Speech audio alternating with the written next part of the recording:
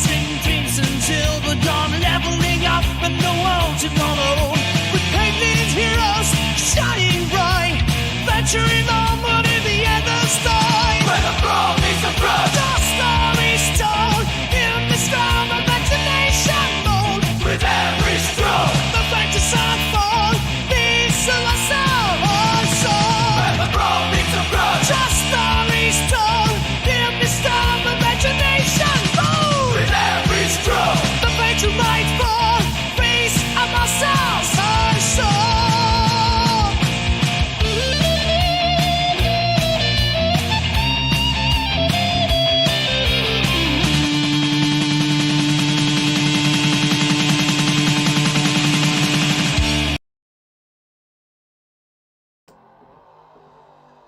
Hello, welcome to Minis and Muscles. It's 2025. It's the only place you need to be on a Friday evening. Welcome to the place where the brawn meets the brush. And yes, the wire's hanging in the way because I always keep the camera charging until the last minute. You know how we do here. You know, and if you don't know how we do, that's how we do. I feel like I'm not sat quite straight. I'm sat against the grain of my background, but never mind. Sod that, don't worry about it. As I smash all the scenery up. How are we, people? It is January the 3rd in 2025. We are here in a new year, the first Minis and Muscles of the year. How are we? We have some new music playing in the background.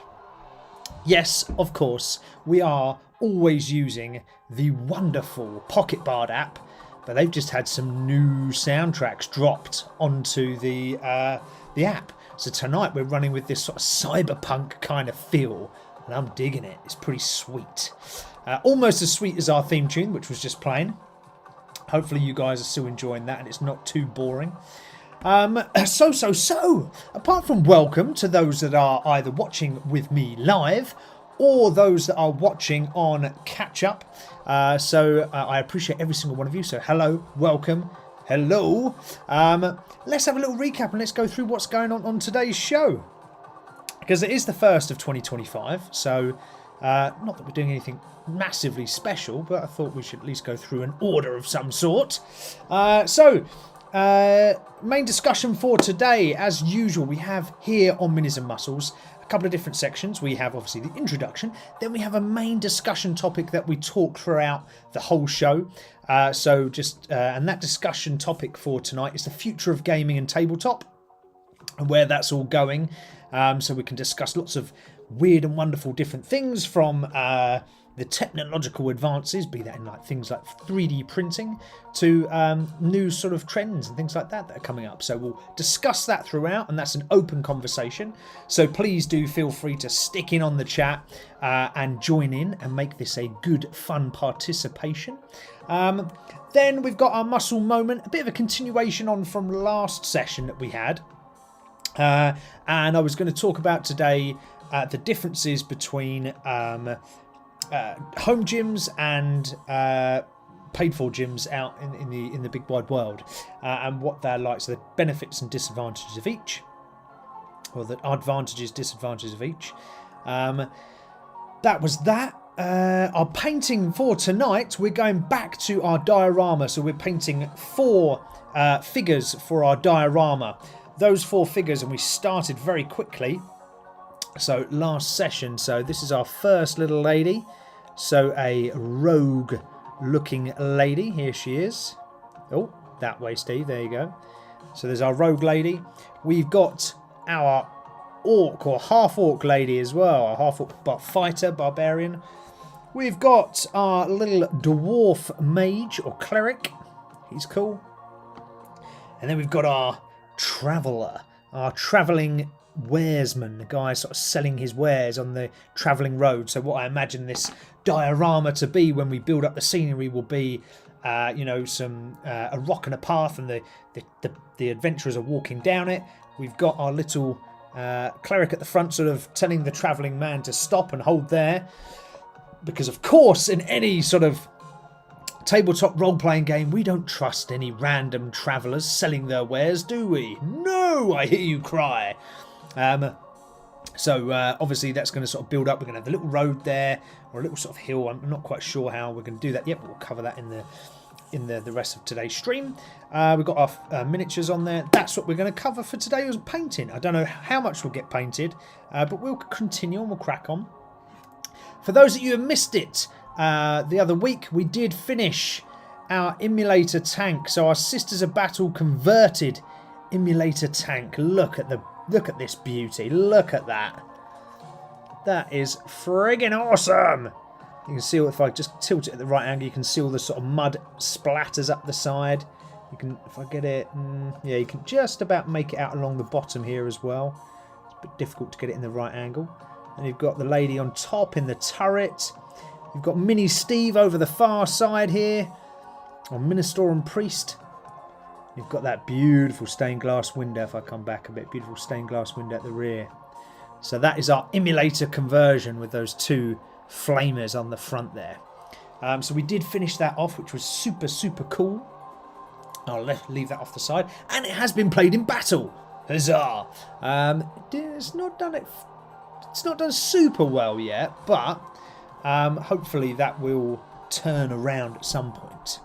So yes, so hopefully there's a few of you in the chat. Please do stick some comments in. I can see a couple of you, so drop some comments in, say hello, and wish me a happy new year. I'm wishing you a happy new year. How was your Christmas, guys? What have you been up to? In fact, how was your week? Have you been back like I have to work this week? The unfortunate realisation of having to go back to work, it sucks, I know, but we've all got to do it right at some point. My work started back this week, yeah, only 2 days though, so that was fairly nice.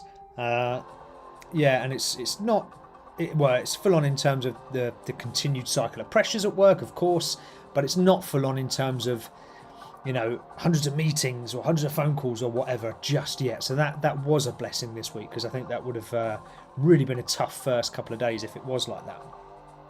So I think we better adjust our lighting here and prep so we can start our painting.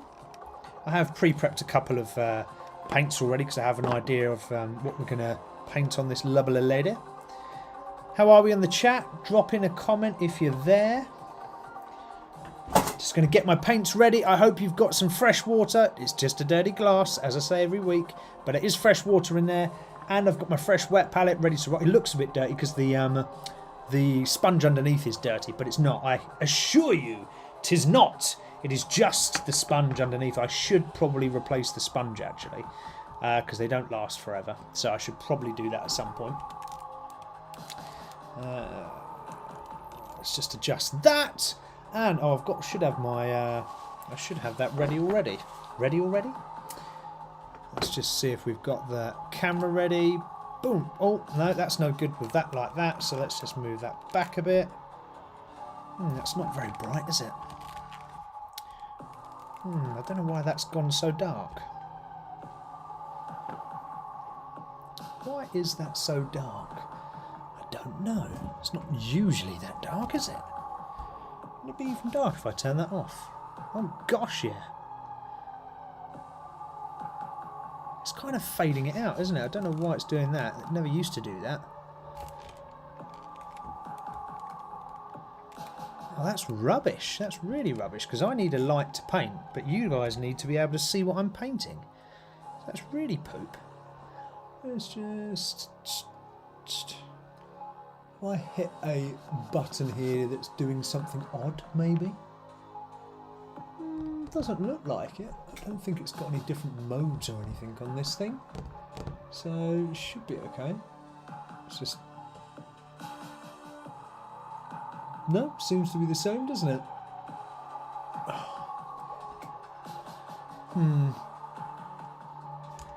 What's this one?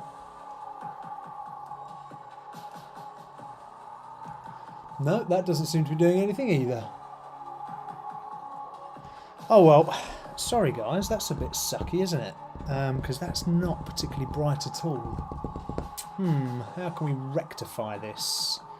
We may be able to bring this light around and stick this light up here.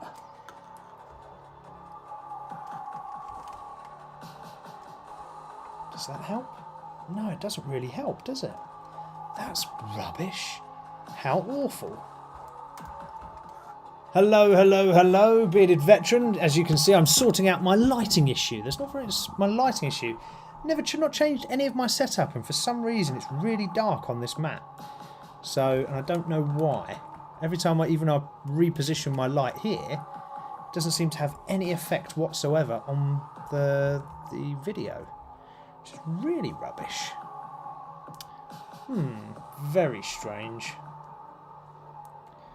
Okay, well, let's try and crack on and start with this lady. Oh, I forgot to say, I did find, right, you guys are going to freaking laugh now. Look at these, right? You see these here? These are painting glasses, right? It's for old buggers like me that can't see sod all. And you wear these as well as your glasses and you look like a complete lunatic. But they're really good for fine detail, so you might see me pop those on later. But let's start anyway. Let's get back in the flow of things, shall we? How are you, bearded veteran? How's life? Hopefully you're well, sir. Hopefully you're good. Did you have a nice Christmas and New Year's? Just mixing up some paints, because I've just seen that we've got a little bit of a crappy sort of effect on that cloak there, so I want to try and rectify that. The purple's not come out too well, so it's quite thin last time we did it, so let's see if we can rectify it.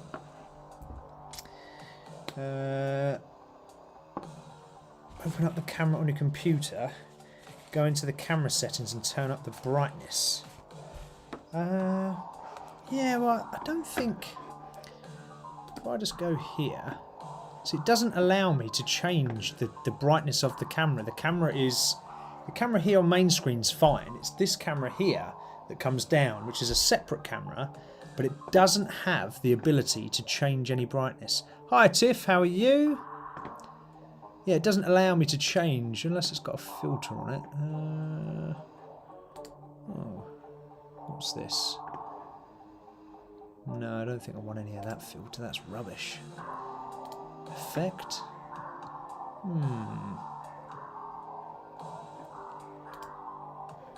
Sharpen. What does that do? Nothing. Does absolutely nothing. Well, that's a load of poop.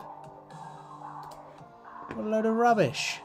Yeah, it doesn't give me the option to change any of the things. Microsoft. No, this is OBS, and it's an Apple computer. Apple computer running OBS is what it is. So yeah, I'm just checking all my settings now for video and output. But yeah, unfortunately, all it is a HDMI that goes into the computer. Ooh, so Tiff is good. She's just cooking food. Smoky barbecue pork. Ooh, yeah, barbecue pork. Love the sound of that. How are you and Sonic Tiff? Did you have a nice Christmas? Hopefully you guys were all good. Or are all good. Oh, is that the wrong purple? Am I using the wrong purple here? I think I am. Oh, Steve, I know it's New Year, but crikey. Right, let's quickly swap that up. That's no good. Using the wrong bloody purple here. Yeah, I don't know what's up. I've not even changed any of my settings either, which is even more confusing. So I don't know why it's suddenly being displayed in a darker ratio. Which very strange.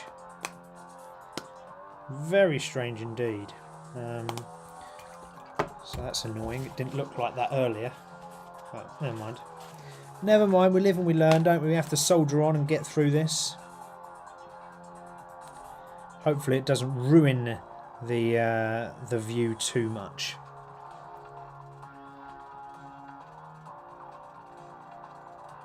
So we're just reapplying some sort of nice purple across the inside of her jacket or her coat. It's cool.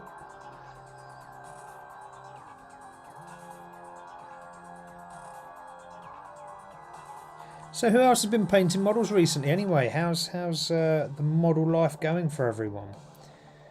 Did anyone get anything nice for Christmas, in fact? Maybe you got a new model for Christmas. Let me know. Drop it in the chat. Tell me. Tiff is saying we're okay. Sonic spent Christmas with kids. I did Christmas Day. I did a Christmas Day love stream on my other YouTube channel, which did well. Ugh, love stream, hey. Ugh. I'm just joking, Tiff. Sounds very cool. So what is a love stream, by the way? I have no clue what a love stream is. It's not something filthy, is it? Hopefully not. I don't think it would be. You're not that kind of person. Modders, I don't think you did a love stream. That's something very different. Ah, okay. Maybe that was a typo. Yeah, you might need to clarify, Tiff, what you did. You don't want to put wrong wording out there that you were doing something you weren't doing.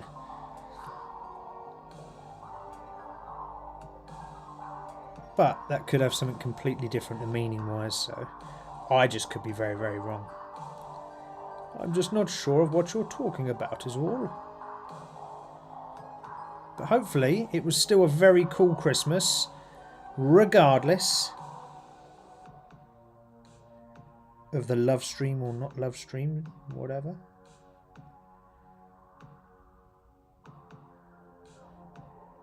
Liking this cyberpunk soundtrack we've got in the background? I thought it was pretty cool. I thought it sounded pretty cool anyway. Righty. Let's give that an extra layer. I'll have to do another one later because it's quite thin when you get it on the old wet palette. For FF's sake, fat fingers, I meant live stream. Ah! Okay. Alright, okay. Alright, okay. I got you. Right, that's clarified that. That's clarified that up. Alright. So, just in case you were just joining us, and we're not talking about love streams here, we're talking about live streams. And someone talking about, Tiff was talking about running her live stream over Christmas. That's very cool, and that's what she did. Hopefully some of the others of you managed to have a good Christmas too. And you managed to do lots of nice, cool things. Mine was pretty quiet, to be fair, which is what I wanted. I didn't want a crazy, busy Christmas. I just wanted something easy and nice. But anyway, on the first topic of 2026 for Minis and Muscles, we are talking about the future of tabletop gaming. So what do I mean by that? I mean, like, what's going on in the world and how's things changed over the past year, and you know where it could be going and what is happening. And one thing I wanted to talk about was 3D printing, because oh bugger, I've left a little note somewhere. Ah, there it is over there. Let me grab it. Because if you'll remember, I got part of our Kit Bash Rhino from a individual. Here's his little thingy here. Dungeons Delvers Gaming on Etsy. So I got that stained glass window, and he also printed the Steve Mini for me. So I thought, in terms of future things that are happening, I thought 3D printing was quite a cool place to start. It seems to be really taking off, and there's so many people now that are smashing out 3D printing, and really, really good ones. So not only are they competitive on price, they're competitive, you know, in terms of the quality and the standard. Like these prints, even these ones that I'm painting now, these are all 3D printed off of Etsy, you know, and they're actually really, really good. They're not quite Games Workshop yet, you know, they're not that kind of standard just yet. But they're so close that there's no real reason why you wouldn't go with this type of print over a Games Workshop model now. And I think Games Workshop should be massively scared by that. They won't, because they love your Games Workshop and love your products, but Christ, your money-grabbing gits sometimes. And so I don't think they'll be bothered by 3D printing, but I think they should be, because it's going to, at some point, you know, wipe out quite a big portion of their players and their buyers, because people will just resort to home printing stuff. And that's what I was wanting to talk about with the future of tabletop gaming and where it's going. It seems like a lot of people are going into doing 3D printing at home? Has anyone experienced that? Anyone in the chat experienced doing home printing? Anyone started doing home printing? It's on the channel.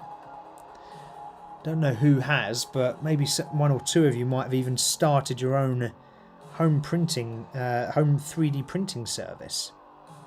Because it's quite easy. The machines are now quite cheap, so you can pick up a 3D printing machine and a pretty darn decent one for under 500 quid. That's quite crazy, because you can see why so many people are doing these Etsy shops and knocking out models left, right and centre, because it's just so bloody cheap.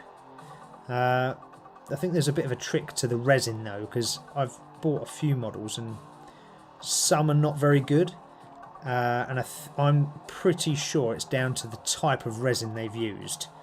Like these ones here that I've got now are pretty good models, but even the difference between, actually if we look at this model to this one, big difference. Printed different types of resin, that's why. This one's really good, this little dwarf guy. This sort of travelling guy is not so good, but still, you know, that overall the quality is still very, very high. But yeah, I thought that was a really interesting point. Where do we think it's going to go for the new year, for 2025 and beyond? Do we think we're going to see a huge uptick in 3D printing? Do we reckon it's going to eradicate, you know, our people like WizKids Minis? These are far better than WizKids Minis. WizKids Minis, again, love D&D, but and partially Wizards of the Coast and some of their things, but they're minis. WizKids Minis are awful. Absolutely awful. I would never recommend anyone to buy them unless you're looking for a cheap substitute that's sort of you can just buy and it's pre-painted. The pre-painting ones are terrible as well. They look awful. The eyes are like one up here, one down there type thing. But they are cheap-ish and they're pre-painted, so you don't have to do anything. But if that's your bag, then go for it. But otherwise, stay away. But these are pretty good now. I'm really impressed. Hey Squarish, how are you, sir? Just dropping in to say hello. Hope you're well. Hope you had a good Christmas and New Year. We're back onto painting our miniatures for our diorama. The diorama that we kind of voted on doing end of last year. Got our cool cyberpunk music playing in the background, which I'm really digging at the moment, actually. I think it's really cool.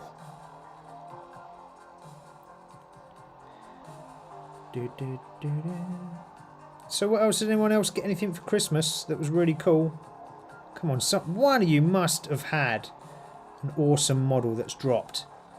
Or got something for your collection that's really super special, that you're mega happy or mega excited about.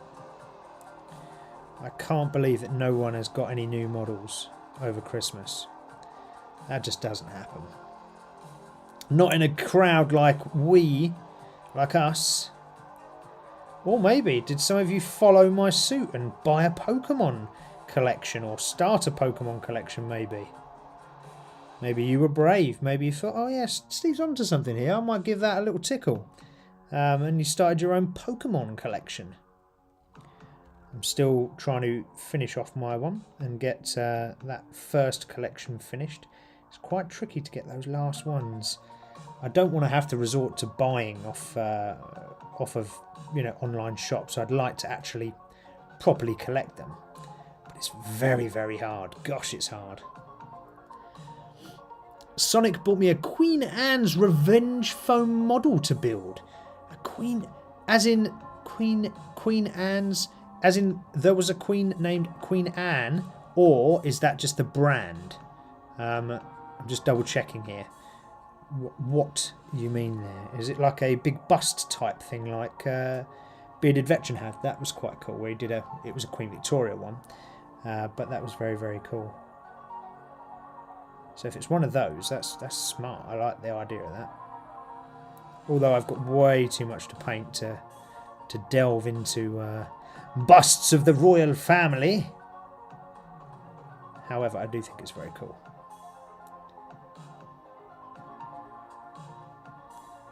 Just getting some extra thin layers of skin tone on here, just to cover up the blacks, because the black is shining through here just a little bit too much, so just cover that just so it looks cool, it looks consistent. Right, okay, it's a little bit of deformation on the arm actually of this model, not so good. A bit like my camera tonight, so apologies. Square says he didn't get any models, but was gifted a set of the Game Master's Book of books. Ah, nice. So I've got one of those Game Master books, and it's the Game Master's Book of Traps. And it's very, very good. Traps and puzzles, I like it. Very, very handy for something quick and easy to throw into a situation when you're playing TTRPGs. And you haven't prepped anything, but you want to throw something at the party. So it's really good for that. So Squarish, I can absolutely recommend that product. They're very, very good. So hopefully you enjoy it. They do lots of others as well. I think they do like the Game Master's Book of Treasure and things like that, and other bits and bobs. So they're very good series of books.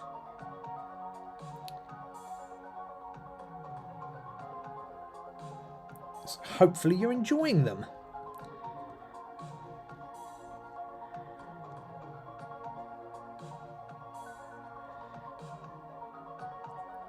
See, I'm tempted to get my little my glasses, my geek glass enhancers out, because they're so good.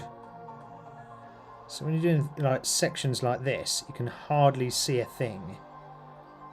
Those zoomy glasses I've got, although you look like a nerd scientist or a mad scientist when you wear them, they're so freaking good.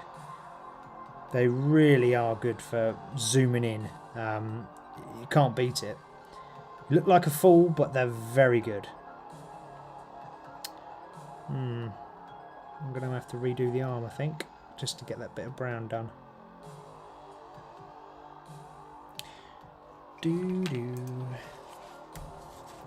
Oh, so Tiff is saying, aka Blackbeard's ship. Ah, okay, got you. It's a big ship, nice. That's awesome. Like that. That'd be cool, actually. That'd be very cool when that's done. I've never painted a massive ship before, to be fair. Could do, but I've never done one, so yeah. They look super smart. I don't know whether I'd go with it. In fact, I probably would go with an old pirate type ship rather than like a modern warship. Although the warships are cool, old school pirate ship kick ass. So yeah, don't blame me. That sounds pretty cool, Tiff. Hopefully that is a very nice present that you can enjoy. So Square is saying that was among them at Bearded Veteran Creates, has already experienced one of the puzzles from that book. Oh, nice. Okay, cool.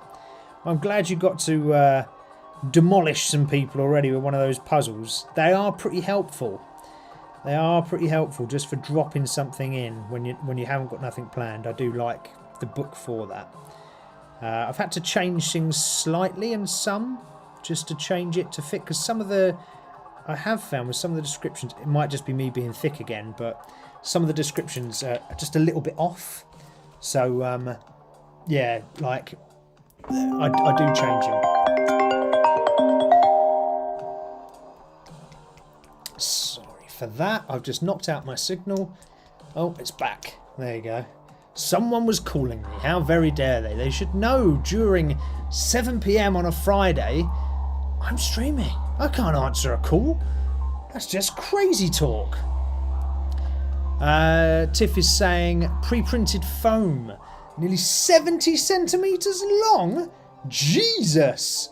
14 hours to build, 295 pieces and lights up. Holy moly. That sounds like a hell of a bloomin'. That sounds like a hell of a pirate ship. Very cool, but yeah, that does sound like a hell of a pirate ship. I like. So I have to see some pictures of that. Whack them on the Discord when you're done. I'd be really keen to see that all finished. That would look lovely. What a monster. Where are you going to store that, Tiff? Christ, that is massive. God, 70 centimetres long. Well, like, it's not massive. There is places you can store it. Of course there are. You know, it's a slight over-exaggeration. But my point is, for a model, you know, that is pretty big. So that is going to take some serious storage when it comes to it.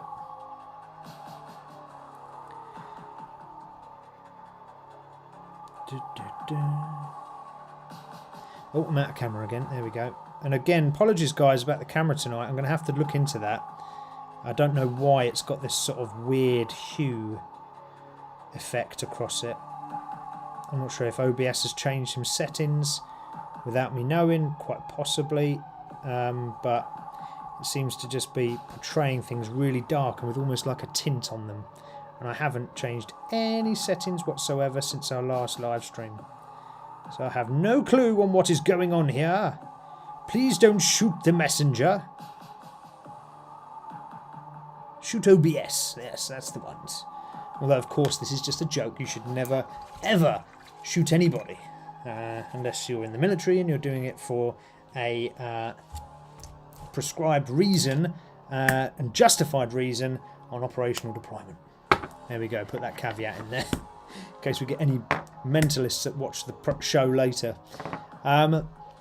So, Squarish is saying, for me, a lot of descriptions are very D&D focused, so I rearranged and made a few changes to make it fit the world of Candela and the group that the players have been chasing. Yeah, 100%. So you're talking about the book, the giant book there.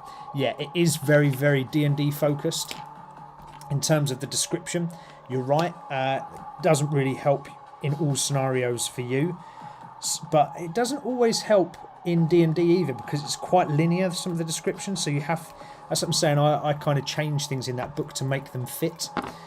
So just, you know, if you are thinking you might need 10 seconds to have a read up on that section just to make sure you get it right. But anyway, so we'll talk about 3D printing as part of our Futures of Tabletop Gaming.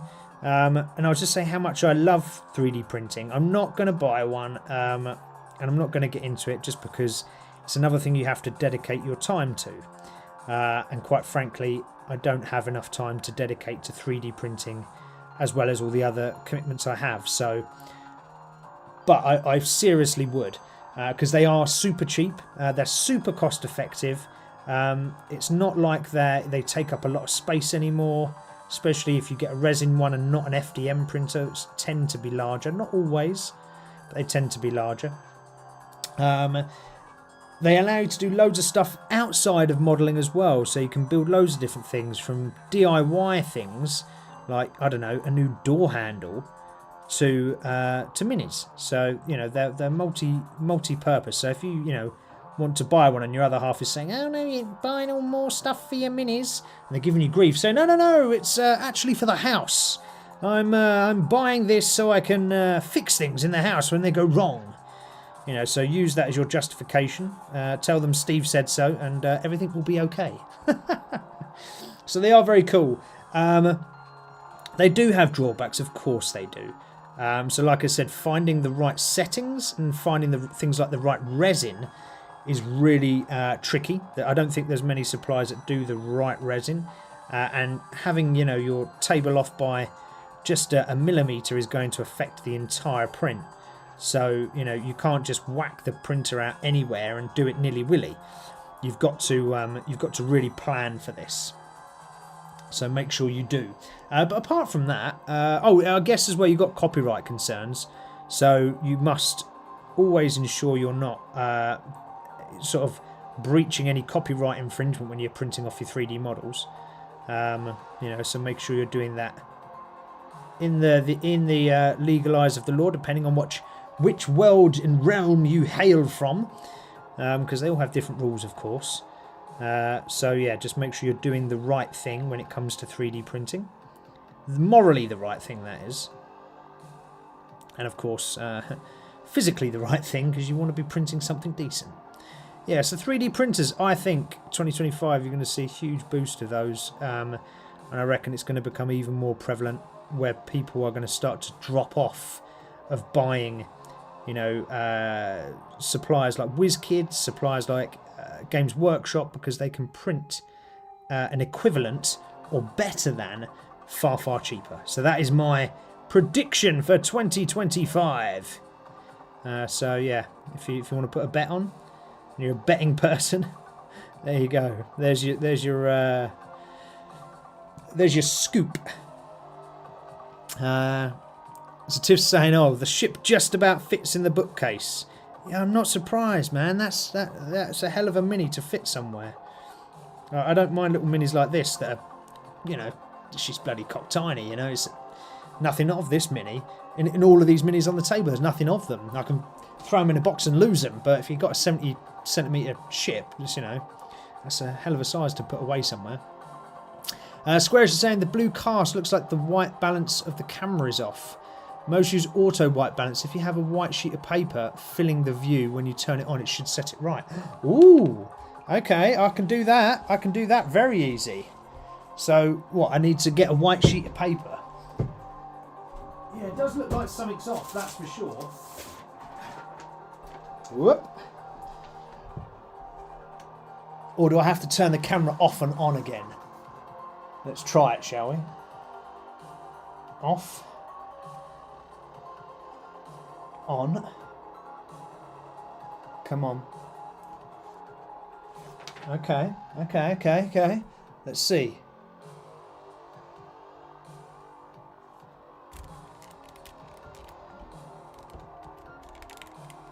Is that better?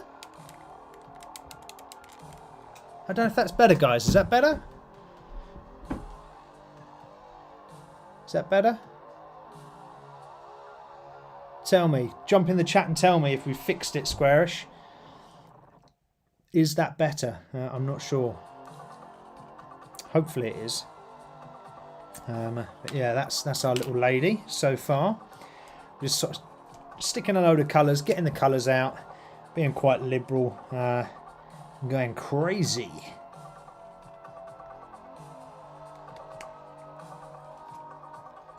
There we go.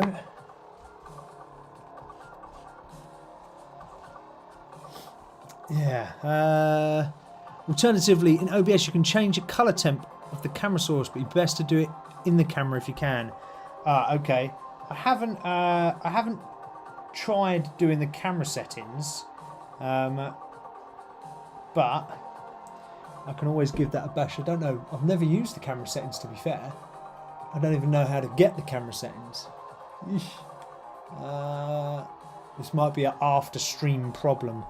But OBS, you're saying you can get the camera source. Let's see if I can quickly find it. Tools. Scripts. I'm not sure, guys. I'm not sure if I can change it or not. Advanced audio. So if I go just to video capture device and go to properties, it doesn't actually give me any properties at all.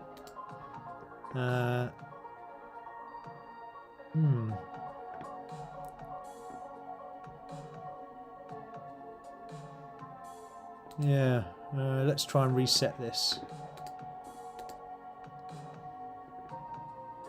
See if this comes back. I don't know if this will come back or not now. No, it's still looking off, isn't it? Yeah, I have no clue why, guys. I do apologise. I have to reset this again and on the next. Well, I'll do it after this stream and see if I can fix it.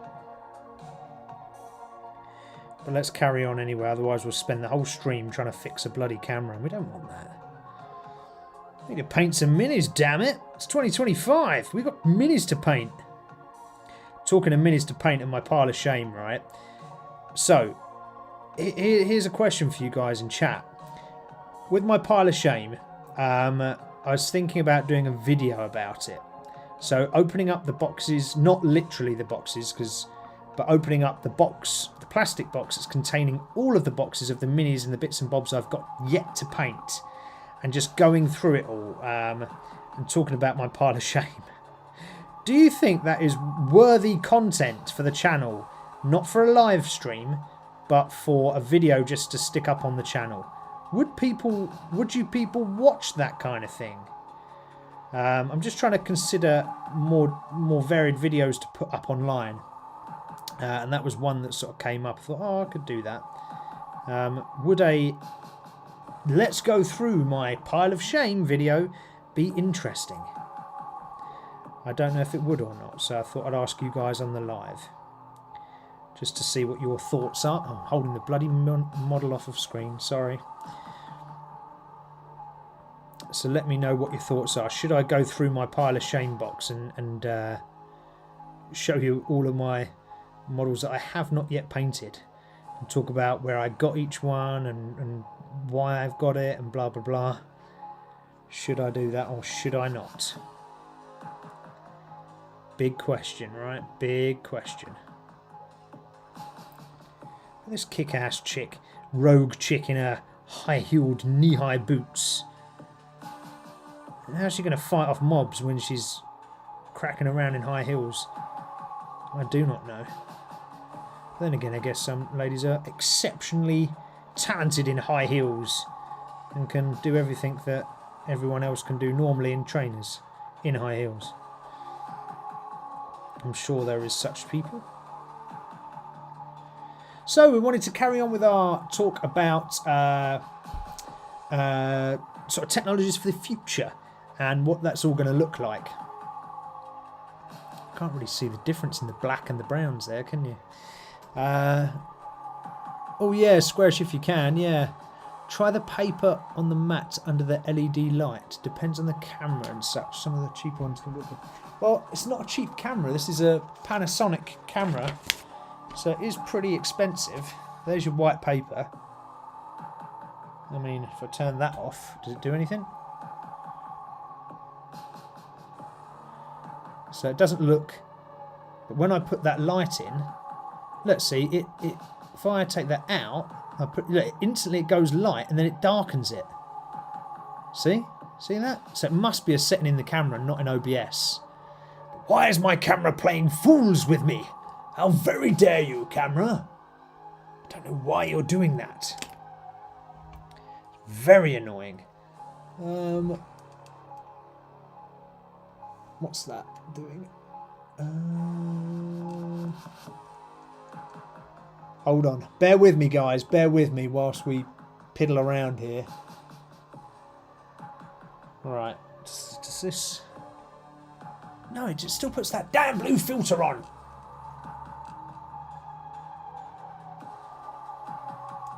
Why is it doing that? Oh, has that got it?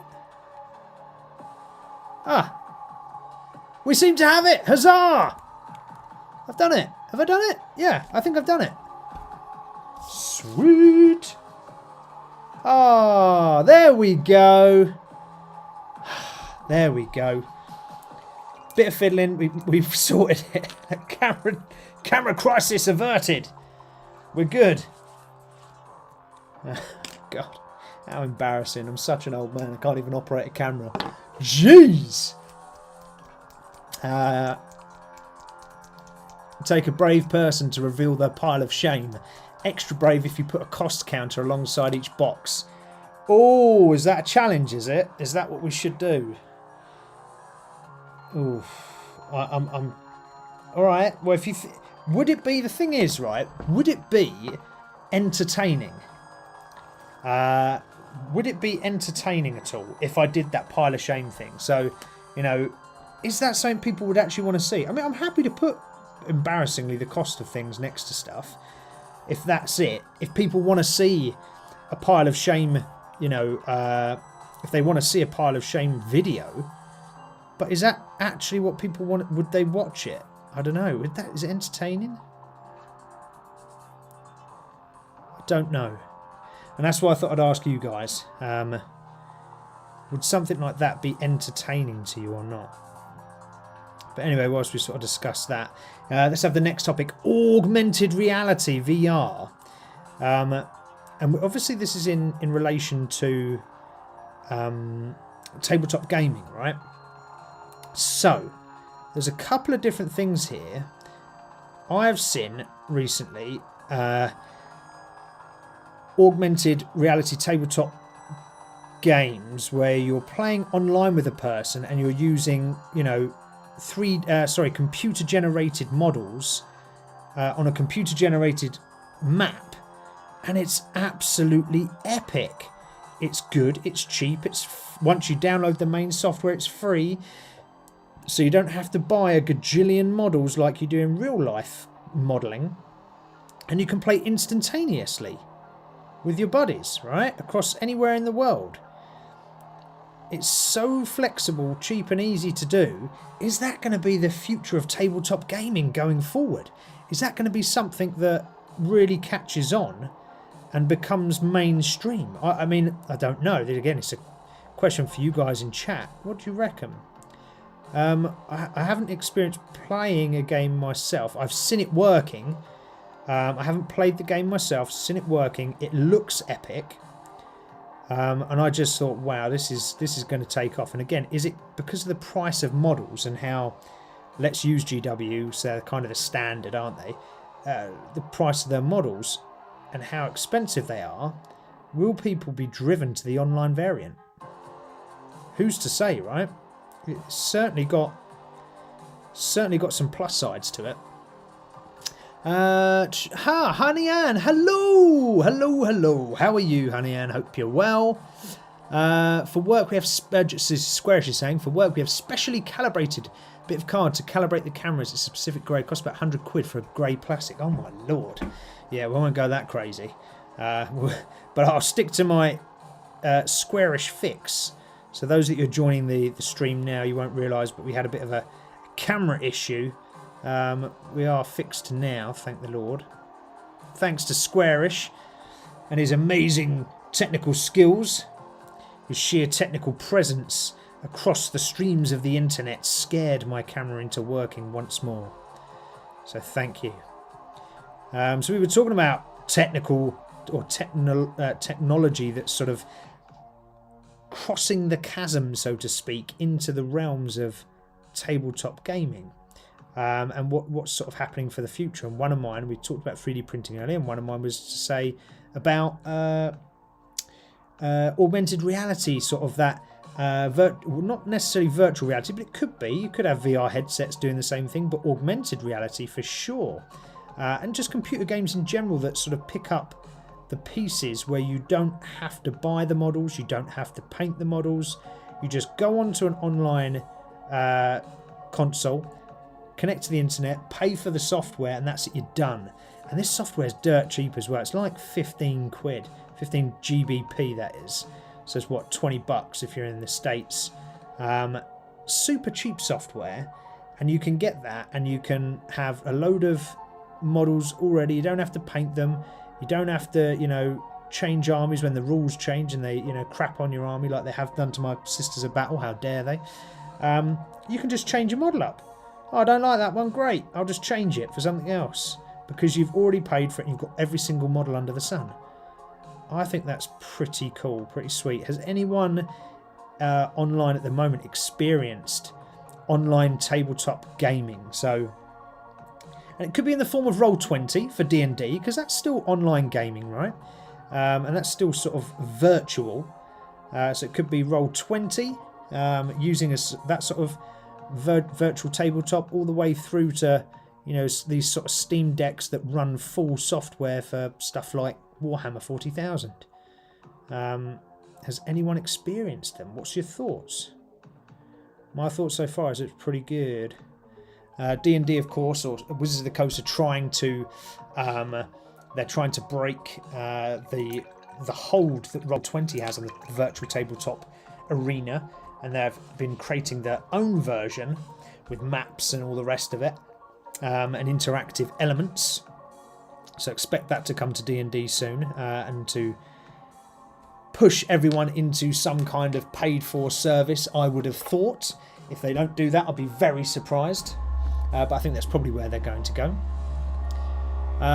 Yes, so Squarish just talked. How funny Squarish! I was literally just talking about it. So he's saying, I heard D&D have a new VTT coming. From what I've seen, it looks very similar to Baldur's Gate in terms of graphics, but with the controls and such of Roll20. Yep. So you can get it. It's called Maps. D&D Beyond Maps. It's something like D&D Beyond /maps or something like that. So if you've got a D&D Beyond membership, you can use maps already and trial it. There's limited amount of functionality, but it does work. I have used it. It is pretty good. It's, you know, graphics are very clear. It's very simple, very easy to use so far. But it's all a beta right now, so you know it's not even the full thing yet. I'll be keen to see how it develops going forward, but it is there. So if you have got a D&D Beyond membership, you will be able to access maps, which is their version of Roll20. But yeah, they're not happy that other virtual tabletops have got a slice of the pie. Oh God, dropping everything. They're not happy that other tabletops have got a slice of the pie, so they're trying, you know, their very bestest to take that slice away. So I imagine what will happen is, you know, at some point Wizards of the Coast will then say, okay, well, we've now developed it to a certain point and you've now all got to pay. And if you want to play D&D, you need to play it online via this service. And this is what it is, because they can then control everything you see. If they can control what you see, then they can charge you for what you see, right? So it's probably the way forward they're going to go. And I think at that point they'll probably they'll gain a lot of people when they make it more like a computer game. But they'll also lose a lot of people. And people will revert to things like 5e rather than converting all the way to things like 1D&D. And, you know, they'll have that kind of trade-off. And it will become more computer gamerized, which for me is it kind of loses the appeal. I mean, I don't mind doing D&D, but D&D is a role-playing game, right? With a role-playing game, you kind of want to be doing it in person with the people that you know, round a table, as I do here in the man cave on a Thursday, because you just have so much fun with the people. It's actually nice to talk to people, right? Rather than you know, do something else yet again via the internet on another video stream or whatnot. I get rather frustrated with all of that crap. Have enough of it through work, right? If any of you've got a corporate role, you will understand the issues. I don't think it's good for people always to do that. I'm just trying to change the angle of my light, guys. Apologies.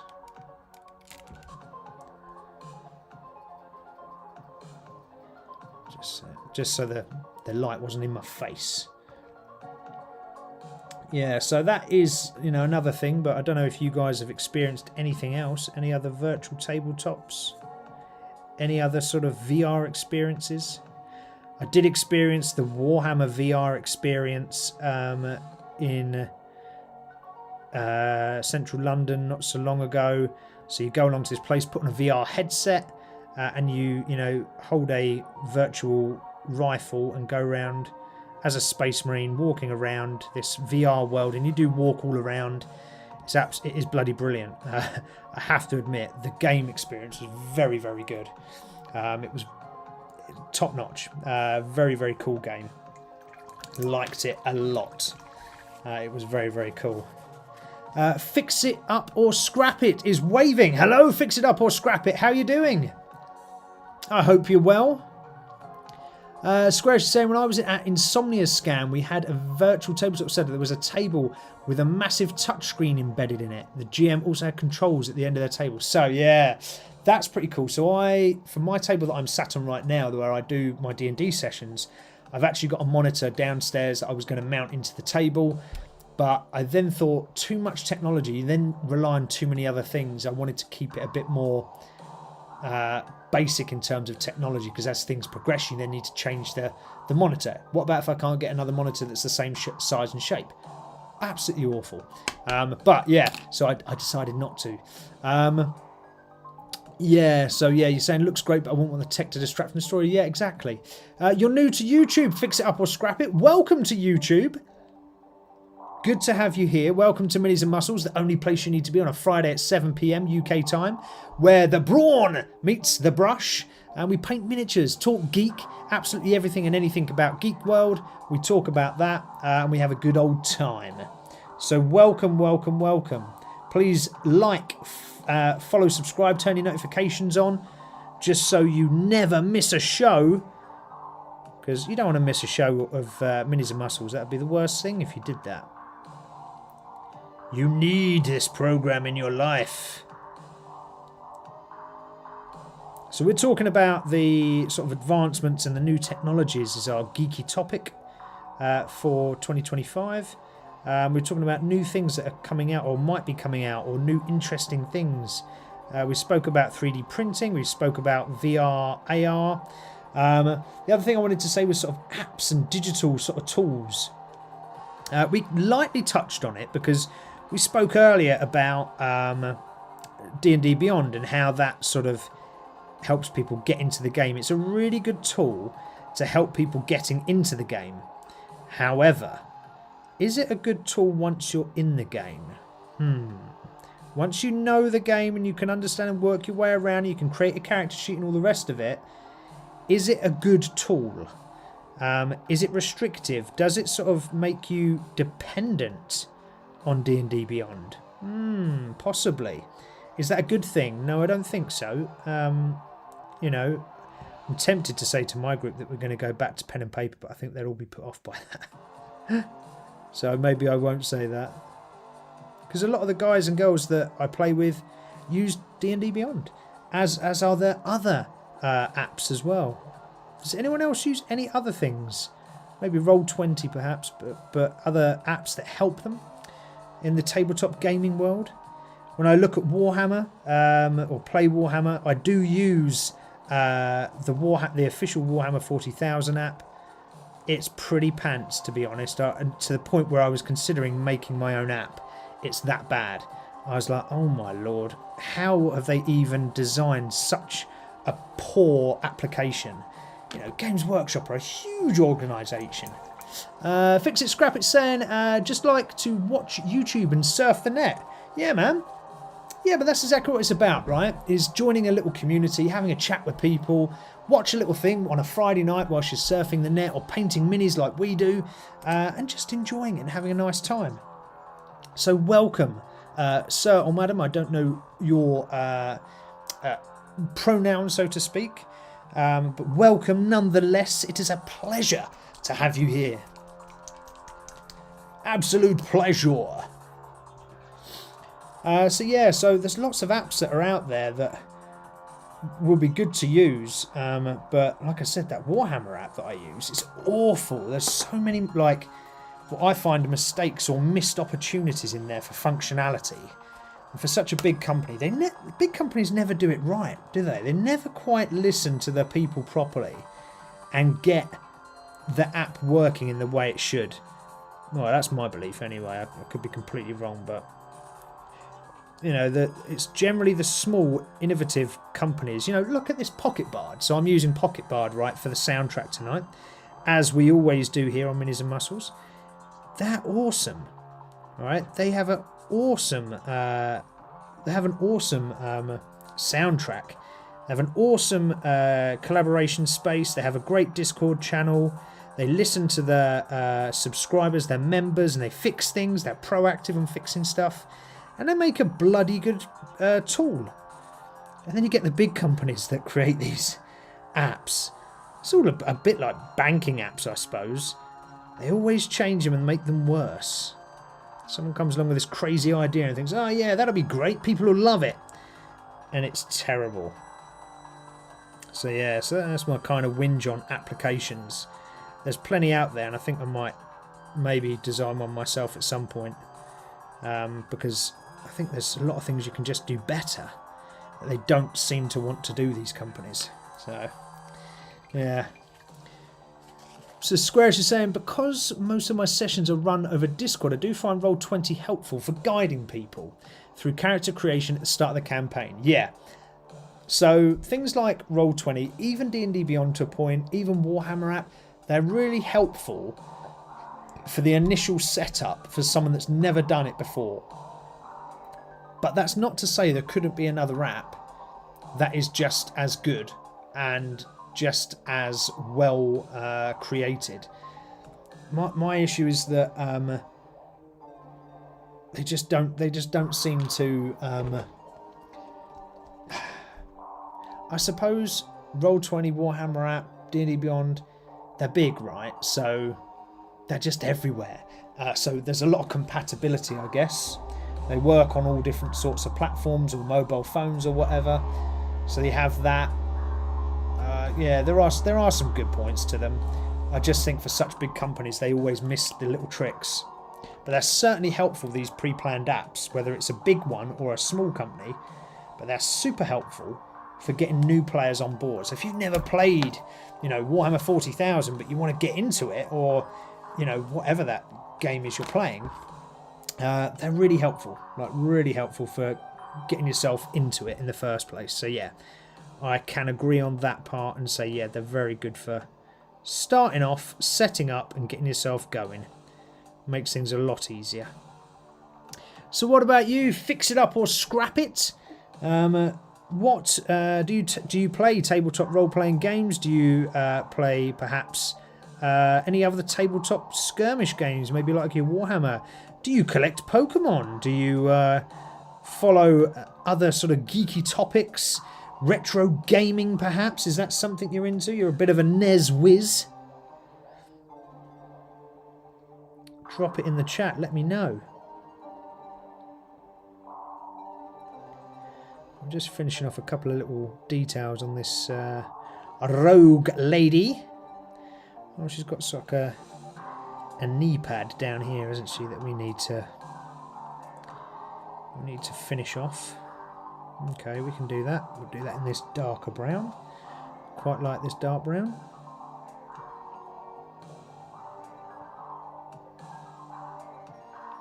Got to decide on a colour for her trousers as well, which I'm not too sure on.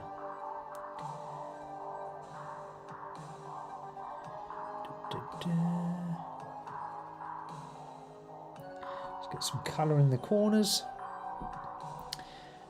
Scratch said, all of my players have access to it, but a lot of them transfer the character sheet to paper and don't use Roll20 when playing. Yeah, I do the same as well, especially for one-shots.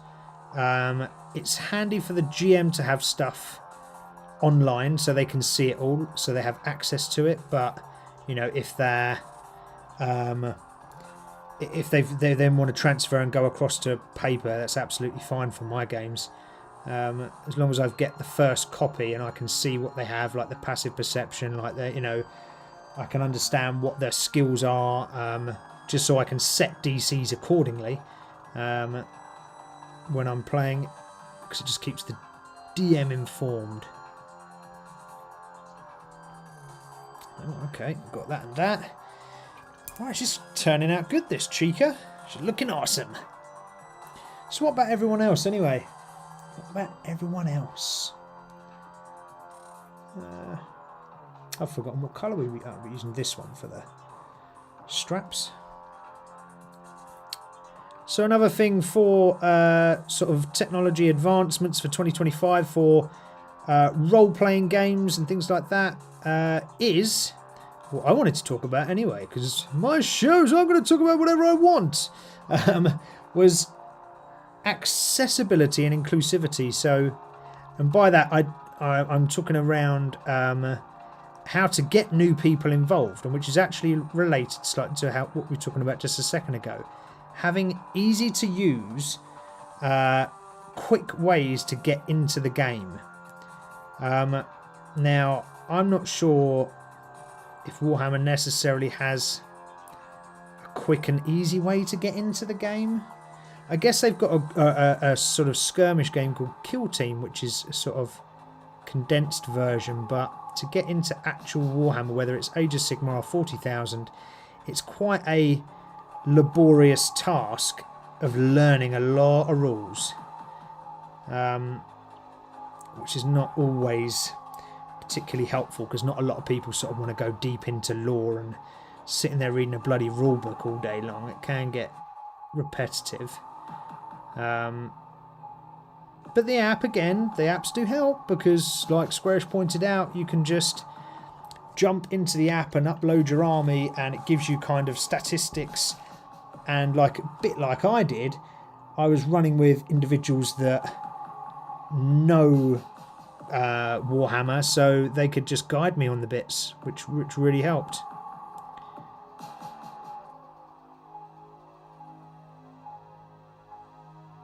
So you don't have to necessarily be a genius to get that, but how are we looking? Oh, sorry, just out of camera a bit there. How's she looking so far, guys? She's looking pretty kick-ass. Yeah. Do. Let's get some little accent colours of brass and things like that.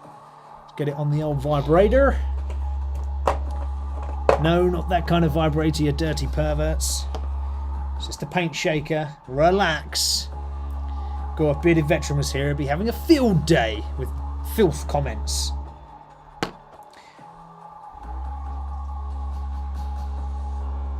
I haven't had to put on my geek glasses yet, but maybe I'll treat you guys towards the end of the stream. Oh, thanks, Honey Ann. Appreciate that. She does look pretty cool, right? I'm quite liking how she's turning out. She looks pretty awesome.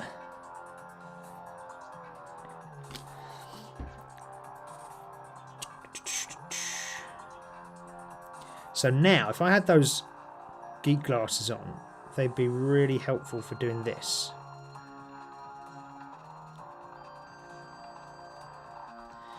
Oh, that's not bad. Did that alright. That's okay. Buckle number 1. So when you've got those silly glasses on I keep referring to, doing stuff like this, which I normally not struggled with, but you really have to concentrate, I was absolutely flying through the other day and just doing these fine details like it was nothing.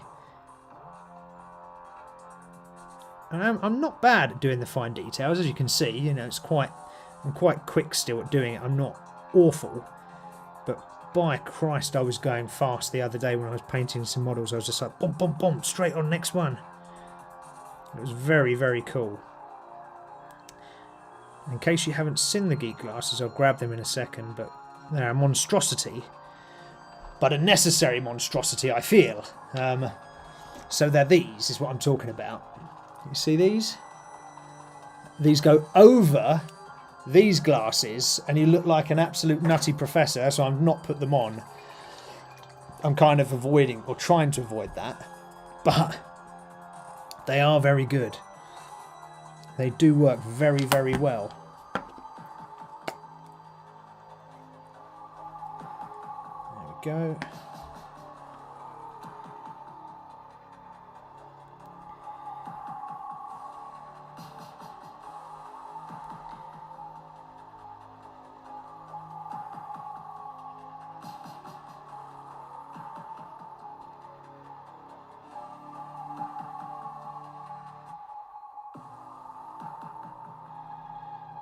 For bits like that are really small, these really tiny buckles up the top here,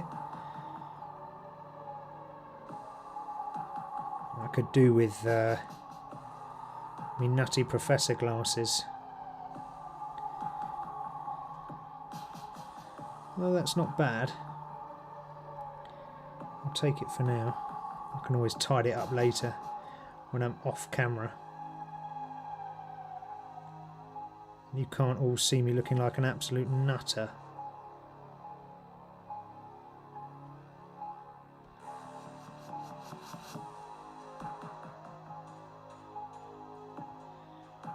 Okay, that's not too bad. That's not too bad.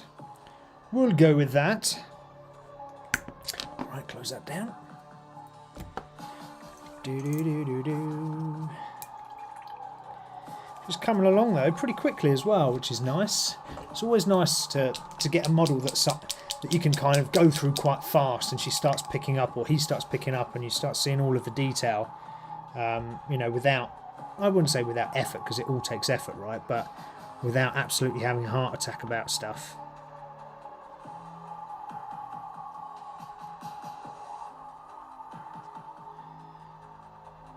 There we go. What else are we talking about anyway? So yeah, we're talking about accessibility and inclusivity. So like starter packs and things like that that are available. So, you know, your Warhammer has your kill team. It also has in 40k or the larger sets. It has your combat patrol sets. I've forgotten what they're called for Age of Sigmar, which is the sort of oldie world, more magic, less guns. I forgot what they call them in that, but it does have some for that as well. So they have those starter sets available. D&D, of course, have obviously got your D&D starter sets. Pokemon have starter sets. So generally speaking, there's a lot of it about to get yourself involved in it. I think, because like all these geeky games, they all have these sort of big rule sets. It's about being brave enough just to jump in there and give it a bash. That's what I think is the harder part that people don't tend to do as much, because it's quite daunting getting into a new hobby. You know, say like, oh, hello JPC, boo, still at work. Shh, we won't tell anyone, JPC. Keep us on in the background. Keep it on the down low. We won't blow your cover, sir. We won't tell people.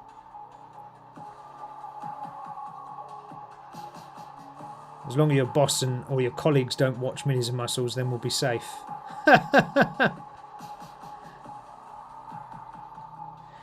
Otherwise we would be in trouble, right? Oh, I'm putting my head in the bloody camera again, aren't I? That divvy. Sorry guys, I have to scream out at me and say, Steve, stop being a fool. Get your head out the damn camera.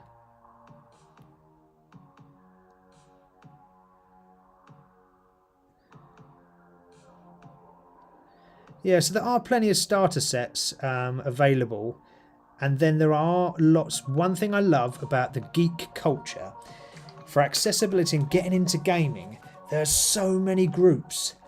Like, it doesn't matter what your flavour is, whether it's, you know, retro gaming, or whether it's Pokemon, or whether it's D&D or Warhammer, whatnot. There is guaranteed, it could be Yu-Gi-Oh, it could be anything. Guaranteed there is a group that is already set up, that is already talking about exactly what you love, and is out there for you to join. 100% sure. These places exist and they're all over the shop. They're really, really good. And with accessibility, you know, you've got a wonderful crowd of geeks that will be, I will bet they'll probably be super welcoming and absolutely be really good to bring you into the fold. JPC says, I have to make bases for a Warcry team my daughter wants to paint. Oh, nice. So you're painting some stuff for your daughter. How old is your daughter, JPC? Is she like a little one? So, yeah, it'd be cool if you can get her into the hobby young. That's super cool. Because sometimes with little kids, they love the look of the miniatures. And they love how they, when you walk past a Warhammer window or whatever, they love how they look, but they don't quite have the skill set to sit there, or the patience to sit there and paint a load of models, right? Because it does take its time. You know, and to ask a small kid of, you know, maybe 10 years of age to sit there, or under maybe sometimes, to sit there and paint a model and spend 3 weeks painting it before they even get to play with it, they'd be like, what the hell are you talking about, sir? Get away. I don't want to spend all that time of my life. They think that's an eternity. So, yeah, that's a really cool thing for you to do, JPC, is paint that. That's very nice. Wholesome. I like to hear those kind of stories. If you too have a wholesome story and you want to send that in, write into Minis-N-Muscles at gmail.com. That's Minis-N-Muscles at gmail.com. We'll read out your story on a Friday night. Sorry, the cheesy radio DJ voice was coming in there, wasn't it? Sorry about that. Someone just came over me.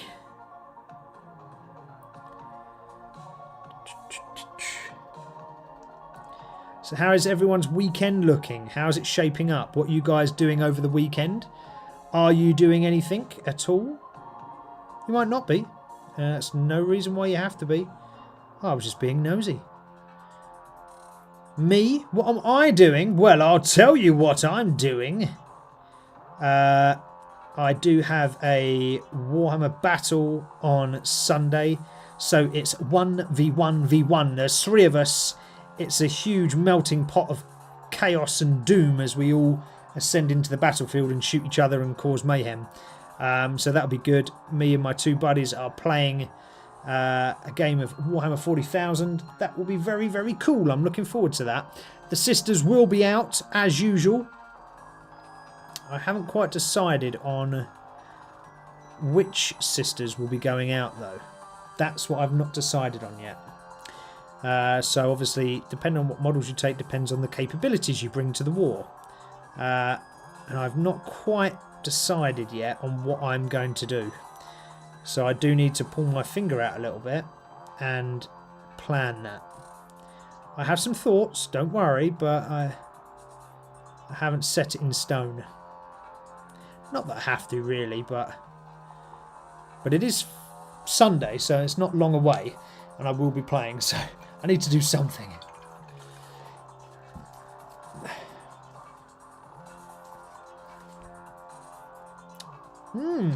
Tasty paint. So, we were talking earlier about the advances in the technology. And we said around 3D printing and how that's sort of really coming along and the advancements that makes. Well, with 3D printing, you also get the ability to have or buy pre-painted minis, right? So no, Games Workshop don't do pre-painted minis, but there are pre-painted minis available from other retailers. You can even get Games Workshop minis pre-painted, and you can buy them as is. So you can buy them on Etsy or Vinted or eBay from someone that's selling them that's just tired of their army that doesn't want them anymore. So you can swoop in there like a whirling dervish, and you can secure yourself a Warhammer army second-hand, pre-painted, so you don't even have to paint them. Now, some of you might think that's completely cheating.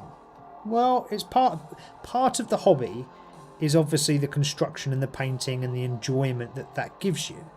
But the other side of the hobby is just playing the darn game, right? And sometimes you just want to play the darn game.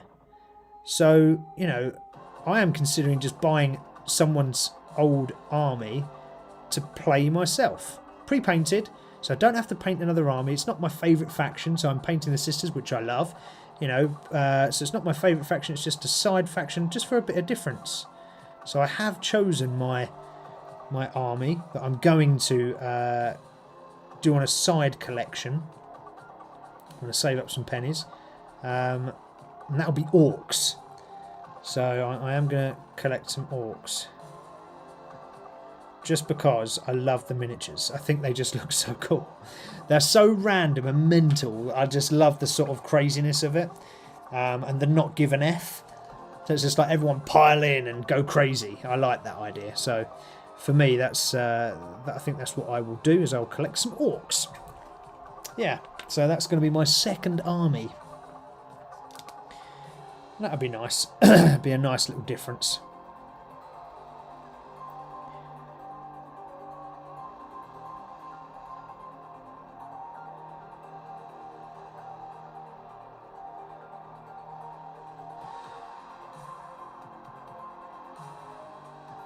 Let's get some paint on in here. You can never quite tell sometimes when you get this purple, because this purple really does go so dark sometimes. You can't tell whether it's on or it's off. So as in you've covered the base layer of black, or you're still painting, or you're painting on more purple. It's a bit of a nightmare in some case.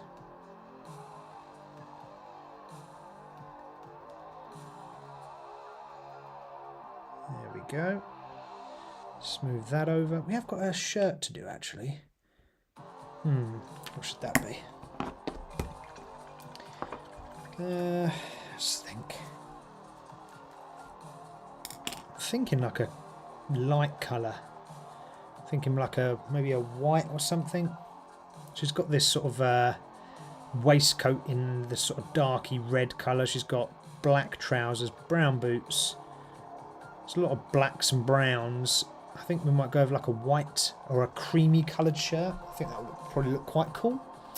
Or should we go green? Green, dark green. That's what we're going to go for. That colour green. Yes. Oh yeah, we're talking about miniature pre-primed and pre-painted models. WizKids already do like a pre-primed mini. It never comes out very well primed, by the way, so don't expect wonders. But they do pre-primed and they do pre-painted. Again, pre-painted never come out very nice. They're pretty crud. WizKids, if you're listening, you should up your game. They're not particularly good. But it does save time and it doesn't mean you have to paint them. Or if you just buy the primed ones, it means you doesn't have to prime them. So that's a positive. But will the industry see more of that? Now people are doing this 3D printing. Do you think that, you know, people will get into pre-priming stuff? So you'll be able to buy things straight away off of Etsy that are primed. Will that then make the suppliers change their ways? Me being an absolute skeptic, I don't think so. I'd love to see it, but I don't think they will because it's too much cost. And ultimately now, companies aren't really, and this doesn't matter what sphere of the world you operate in, but it doesn't matter if it's a car manufacturer or whether it's a mini maker, companies don't really like to spend money at all. And if they can cut a penny here or a penny there, they will do it. And they'll usually do it in the most ridiculous way. Oh, I saw a crazy thing over Christmas about quality streets. So, if you're not British, as we do have some viewers that are over the Atlantic and in Europe, we have a sweet brand here that is traditionally given out at Christmas called Quality Street. Right, Quality Street do chocolates. They're just a box of chocolates that's traditionally given out, used to come in a metal tin. They changed the metal tin for a plastic tin. They changed the foil wrappers for like these sort of more plasticky kind of they were like really thin foil wrappers. And then they've changed them for sort of more plasticky ones.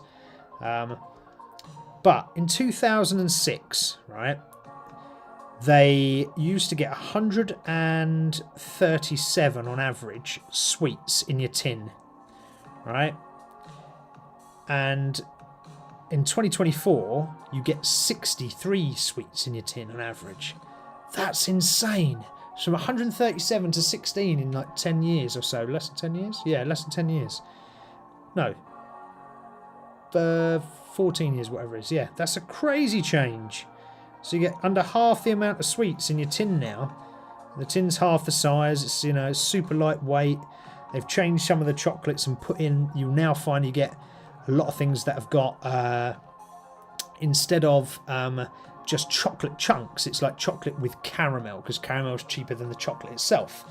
So everything is shrinking, right? And that's my point around miniatures and why I don't think they will pre-prime or pre-paint, and that will be a thing of the past. Unless you get really shoddy standards like your WizKids, I think you'll just end up with basic miniatures, and it's purely driven down to cost. Companies aren't prepared or willing to pay the price to paint these on behalf of you or to pre-prime them on behalf of you. They want you to pay that cost. So yeah, unless you guys have a strong opinion against that and think something else, do drop it in the chat and tell me. Be keen to hear your thoughts. I need that brown, don't I? Lost a bit of brown there. What is the brown I'm looking for? Ah, there you go. Just there. Yeah, so I'm not sure what advancements they're going to make. I think overall the quality of miniatures is going to have to improve because, as I've said earlier, 3D printing is on the rise and it's better in most situations than company done stuff. So they're going to have to up their game on that, but you're certainly not going to get lovely pre-primed or pre-painted stuff. It will be of the most basic fashion. So don't expect too much from your miniature suppliers, is what I'm saying there.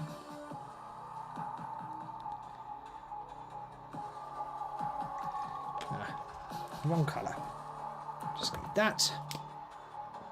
Squarish is saying, I've noticed a lot of Etsy 3D printers give you the option to have them primed, painted or plain, which seems like the best way to go. Yeah, Etsy's really versatile, man. That's why I'm saying I am positive that the model makers, as in these companies, are going to have to do something to up their game. They cannot stay static and continue to keep market share like they are doing right now. It's just not, I just don't think it's sustainable for them to do that when you can get so many other options, and bloody good options too. You know, when you can go on, like you say, Squarish, onto an Etsy seller and just select the models you want and get them pre-painted and sent across to you. You know, Bob's your Marley, all done. Don't have to worry. You know, you're just got it all sorted under one roof, and it's pretty cheap. You know, some of these Etsy people are doing things so bloody cheap. It's not that much more expensive to buy, you know, these Etsy models rather than, let's use Games Workshop as the example. Rather than buy Games Workshop models, you buy the Etsy model and you get it painted. Like, or you get it built and primed for you. Right? Just on time alone. That's a winner. How are we feeling for this chick, by the way? How are we feeling for her? She looks pretty sweet, right? She looks pretty cool. I'm liking her. She looks cool.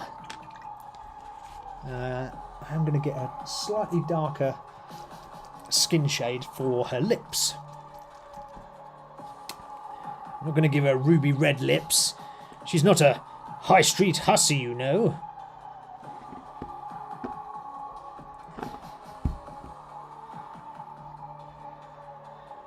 Oh, can I do this without me glasses, as in me geek glasses?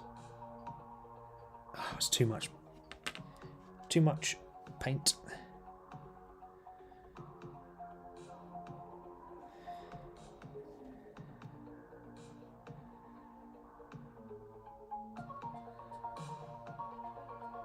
Yep, there we go.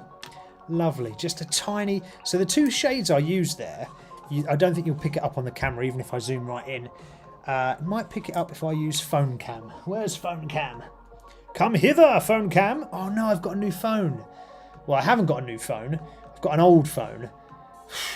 And story about this. I had to send my iPhone off to get back to the company that I bought it from Amazon. Sent it to them, said, look, the battery is a non-official Apple part, and you've sent this to me, and it's buggered already within a couple of months. Fix it or a refund. They said, oh yeah, we'll fix it. Send us the phone. Sent them the phone. They emailed me today to say, oh no, it's arrived damaged, so we're not going to fix it. We sent it back. What a con. So I'm trying to get my money back from Amazon right now on that. Not happy at all. Conning Mother Hubbards. But yeah, so I can't use phone cam right now, guys. Apologies.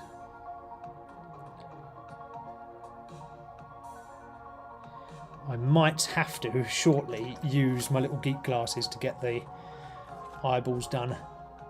But what we're saying in chat anyway, we're saying in theory they should, this is Squarish saying, in theory they should be able to make the models way cheaper than the individuals because of the scale they're making them at. But they've got so used to being to charge for, yeah, that's greed, mate. Ultimately the industry is down to greed, like majority of industries. and they want to kick the arse out of it. So, you know, that's the problem. And I'm hoping that 3D printing is going to either hold cost, so you won't see cost increases, or it will come down. Let's hope. We can but hope. Pell was saying, more paint on the pad, bro. How you doing, Gav? Hope you're well, buddy. Yeah, no more paint on here, Sonny Jim. You'll probably be getting paint on your PC pad here as you're playing Fortnite. For those who don't know, Pell plays a lot of Fortnite. Loves his Fortnite, he does. Absolutely loves it. Mad for it. Plays it all the time. At one point I just thought he was absolutely, completely obsessed with it. He's only a little bit obsessed now. So he's getting better.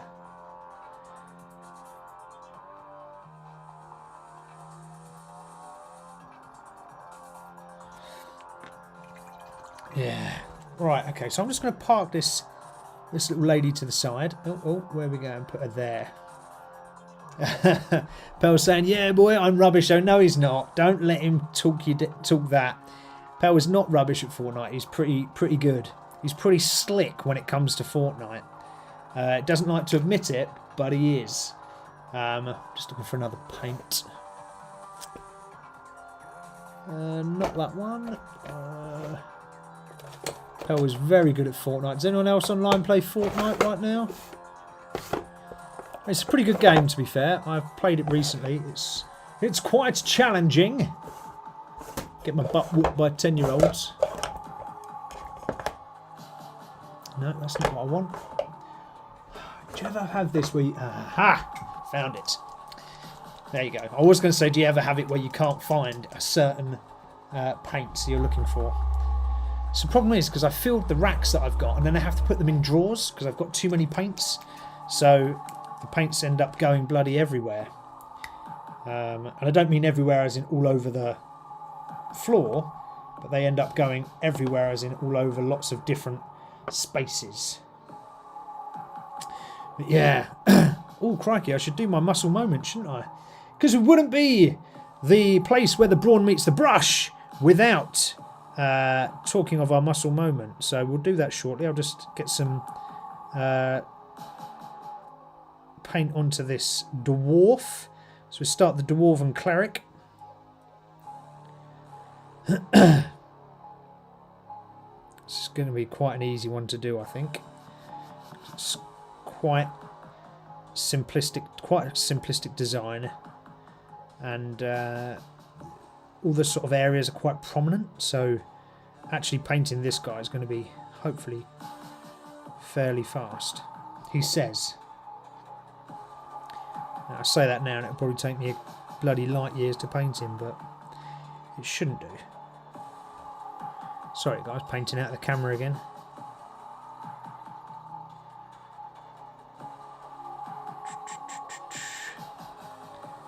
Oh, Pell's saying he's going to be online later to play Fortnite. He's asking me if I want to play Fortnite. Possibly, I don't know yet, mate. Maybe, maybe not. Not sure. We shall see. So I'll keep you updated, bro. Right, there we go. Got a bit of colour on his face there. I'm going to use a wash over his face as well, just to give him a darker skin tone. So we'll do that shortly. Do his hands.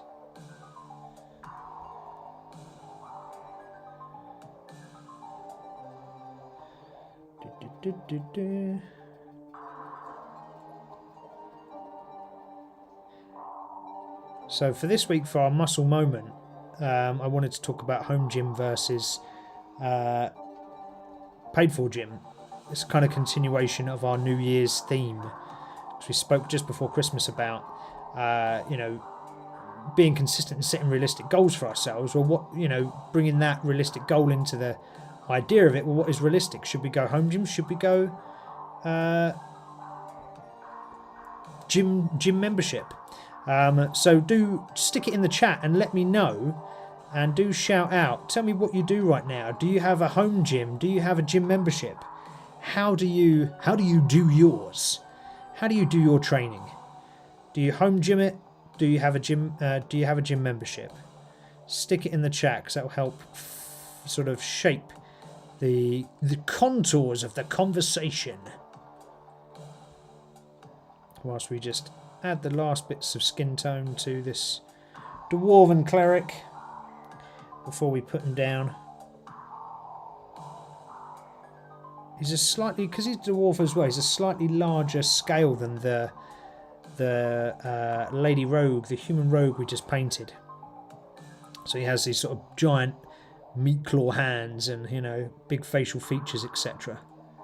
So he is a bit easier to paint, he says. So there you go, I've already got his hands and his face done. So there he goes there. So let's just put that down for a second. So as we said, let's change our cameras up, get onto front view. We wouldn't be the place where the brawn meets the brush if we didn't talk about a little bit of fitness. And let's carry on with this New Year's theme. So what I wanted to talk about was home gym versus commercial gym. So home gym and commercial gyms, two very different options to support you in your fitness goals and push forward with these New Year's resolutions that you may or may not have made. Or maybe you want to make one now, live. Honey Ann is dropping in. She's saying, I have a treadmill and some dumbbells at home. So do you also, here's a question then, Honey Ann. You're saying you've got that at home. Do you also use a paid for gym? Question. But let's think about our home gym now. So let's think of Honey Ann. She's saying she's got a treadmill and some dumbbells at home. Well, what are the benefits? Well, the benefits are convenience. You can do a workout straight from home anytime you like, whenever you like, at midnight, at 3 a.m, just after you've eaten, before you get up. In fact, you can't do a workout before you get up. Maybe you can. Maybe you could do a workout before you get up. You could lie in bed and do some curls and things like that. So yeah, maybe you could, but you can do it any time is my point. There's no travel time, there's no travel cost. It's in your house. Privacy. Now this is a real big one. So for people that feel under pressure or people that feel embarrassed to work out, you know, actually having a home gym is really, really good. So if you're perhaps, you haven't been in the gym for 10 years, right? You haven't been in a gym for 10 years. You are, you know, stick thin and you're, you know, got no muscles and you're worried about going into a gym and stood amongst other people that might have a more defined or muscular body than you, because you want to look more like Arnold, but you can't just yet because you're in the start of your journey. So you're a bit more embarrassed about going. Well, don't panic. Home gym could be for you. Ultimate privacy. You're not going to have douchebags going around filming crap and doing stupid things for TikTok in the middle of your gym. It's just you and it's just at home, right? So this could be the perfect option for you. Thumbs up, it's a good one. What else could we think about? Cost effectiveness. So Honey Ann there is mentioning that she has a treadmill and she has some dumbbells at home. Buying a treadmill, buying some dumbbells is way more cost effective than a gym membership. Gym memberships are bloody expensive and generally the first luxury to go if you're ever to hit hard times. So it's a real cost effective way is by having a home gym. Honey Ann is also saying, I do not have a gym membership because there isn't a gym convenient to my home. Okay, makes sense. So that is why Honey Ann's gone for it. So one of our main points, convenience was point one. Disadvantages of a home gym. I would say, although it is cost effective, the initial cost of setup is probably quite expensive because you're going to get a couple of $100, couple of £100, right? Roughly that's where you're going to be. Space limitations.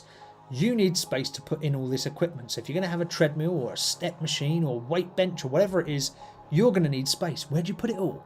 Okay, so there's consideration on space. Motivation challenges. That's one point I put in as a third, and the disadvantage of home gym, right? If you've got all that and it's sat there right there, you might not be bothered your ass to get out of bed.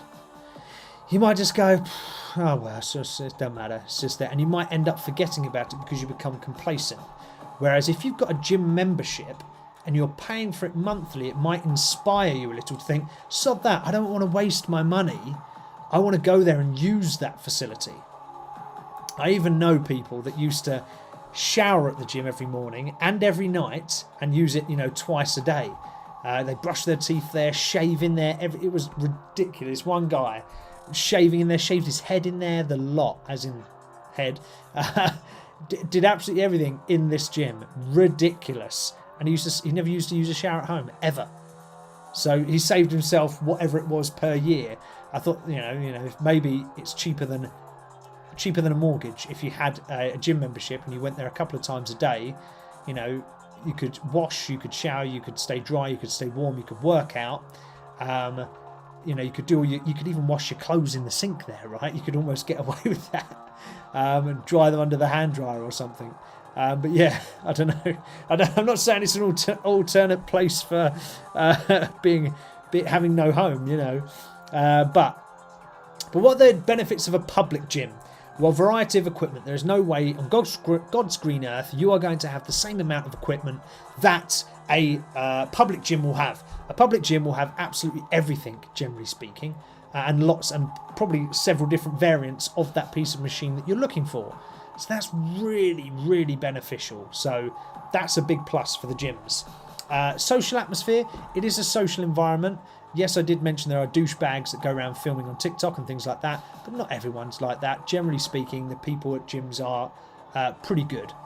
It's not as inclusive, I wouldn't say, and this is just being honest, it's not as inclusive as the geek world. The geek world is far more inclusive, but it is inclusive and it is pretty friendly generally. Professional guidance was the other one I wanted to mention. So you can go to a gym and get a personal trainer. You can seek advice from the biggest guy in the room. I've mentioned that previously on other live streams. And you can get support and advice from others that are out there to guide you in your journey. What's Square saying? He said, used to have a gym membership to CrossFit gym near me, but it came too expensive. Loved it for the motivation angles at all group classes, a bit like Army PT sessions. Yes. As I mentioned earlier, it's the first thing to go in terms of cutting back costs. So if things get difficult or times get hard, or you just want to trim back, right? It's the first luxury that tends to go. That's why you see so much fluctuation in gym membership, and a lot of gyms open and close quite quickly because they don't have regular flow to sustain themselves. But yeah, what's the disadvantage of public gyms? Crowds. Oh my God.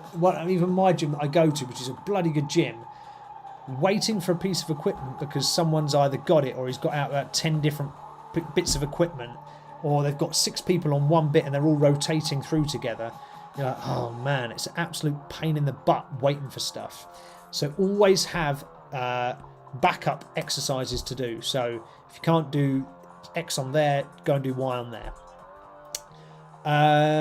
The cost, ongoing monthly cost, as Squarish is saying, sometimes these gym memberships are ridiculous. I used to get my old gym membership, it was Virgin and then it was Nuffield, and I used to get that about 30 quid through a corporate rate through my company, or not my company, but the company I worked for. But outside of that, it was around 60 or 70 quid a month. That is ridiculous. I would never spend that. Simply, I would save up and do something at home. Far more cost effective. And the environment is a disadvantage. So I never go to the gym unless I've got my noise cancelling headphones. I can't stand listening to people grunt, to shout, to stupid crap they're talking about, or to listen to the thud, thud, thud of the gym music.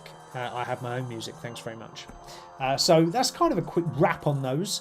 But tips for yourself for choosing, ultimately, for all those benefits or advantages and disadvantages we spoke about, ultimately, whatever you choose has to align to your personal goals. So by that I mean what situation, be it a home gym or a commercial gym, will help you the best. So make a for and against box, and just writing in. If the one outweighs the other, then that's where you go. You go with the one that is better. Squarish is saying in the gym that you went to, there also weightlifting courses included, which were great for making sure I was learning it right. Yeah, excuse me, first time ever I yawn. Having that professional advice at hand is really helpful, especially if you're starting out and you're getting used to things. Having someone to go through for guidance is very, very helpful. He's saying this gym was £70 a month. It was well worth the cost, as every session had a coach and numbers were limited, so there was always enough kit. Would get the membership again if I could afford to. Yeah. So you're saying it's well worth the cost, but it sometimes in this world is unaffordable. I wouldn't pay 70 quid for a gym. No chance. Not 70 quid a month. Not a chance in hell. Never, never, never. My current gym, I think it's £300 for the year. So what's that a month? That's 20 something quid a month, right? So yeah, I wouldn't pay 70. That's ridiculous. But those big chains, your Nuffield Health, Ballantyne's, all that sort of stuff. Is it Fitness First and all that? They'll probably have very large subscription fees and hard contracts to get out of. So do be careful. So yeah, think about what you're trying to achieve and what maps to your requirements the best. So that's the best advice I can give on choosing a gym. What suits you? Good for, bad for. Look at it. If the bad outweighs the good, don't do it. That would be my advice to you. Anyway, back to the painting for the last 10 minutes of the show. Oh, let's get some more paint on this wonderful little dwarf. Should we go with some fiery red hair? I think we should go with some crazy ginger hair, maybe. Let's go for crazy ginger hair. Let's get him some orange. Yeah. Let's get some fiery red in there. Oh, fiery orange, sorry. Fiery red, is it? It's fiery orange, Steve. Come on. Okay, let's get some orange on the go. I'm just going to shuffle forward in my seat so I'm a bit more comfortable.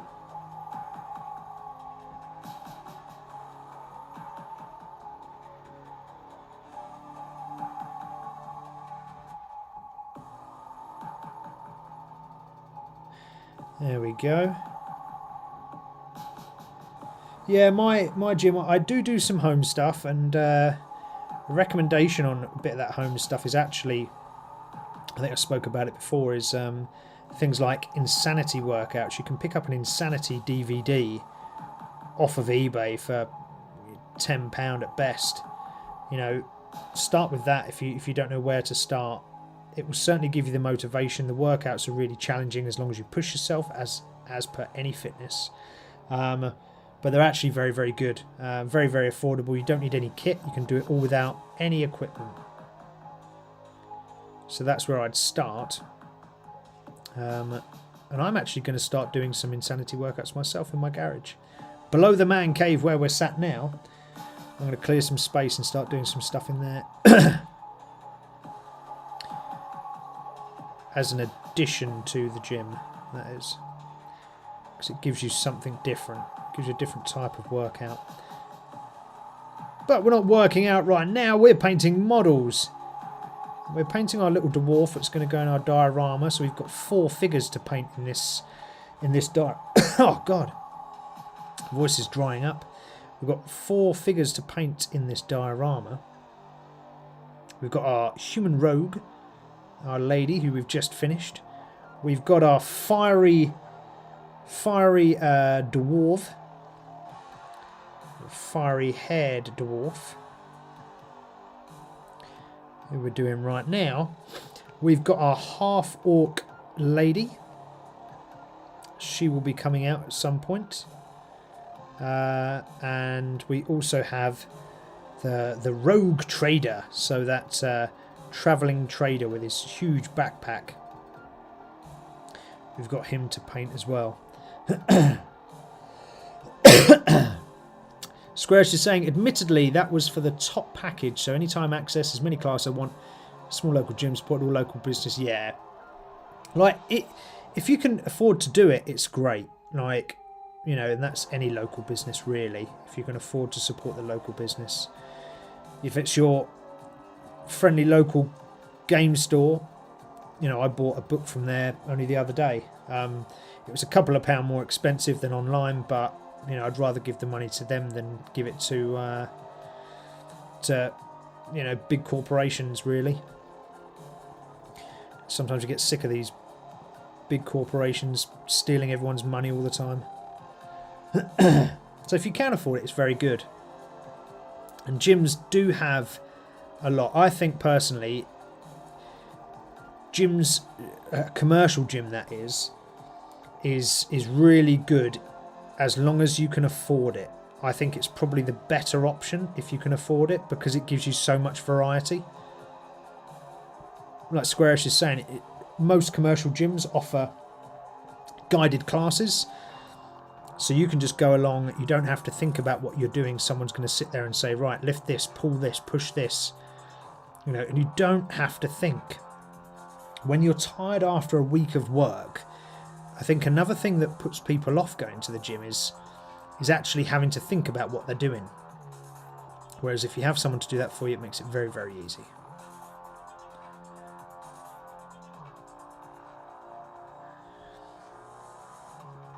Look at this crazy orange hair this guy's got. It's brilliant. I'm loving it. I'm going real stereotypical. I'll give him a Scottish accent as well whilst I'm there.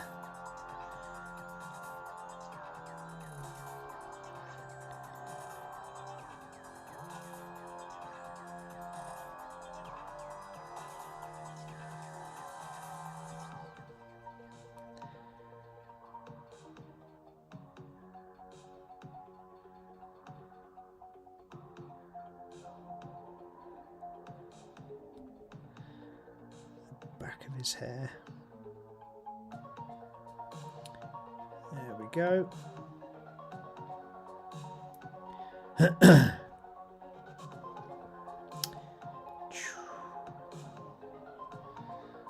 Last little bit there. And then got this little side beard.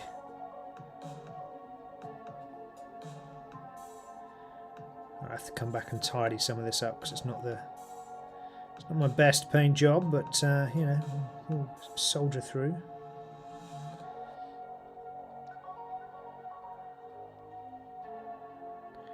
Well, I hope you guys have had a good Christmas and New Year. I hope you got everything that you asked Santa for. And fingers crossed you've had a great first show, episode, live stream, whatever you want to call it, of Minis and Muscles for 2025. We will be continuing at the usual rate of every Friday at 7 PM UK time. I was talking earlier about doing some extra videos. One of those is to go over my pile of shame. So all of those miniatures I have not yet painted. So I will reveal to you what I have. Now, would that be an entertaining video or not? That's what I need to know before I do it. It wouldn't be a live stream, it would just be a video that would be up on the page. So, you know, just let me know if you think that would be an okay video.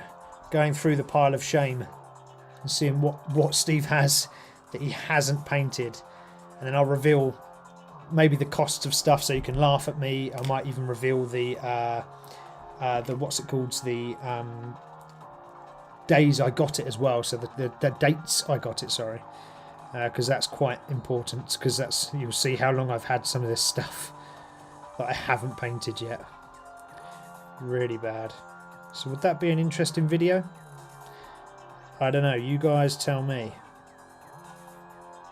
Drop it in the channel, in the chat channel, if you think that would be an interesting video, so you can laugh at all of the models that I have that I've not painted yet.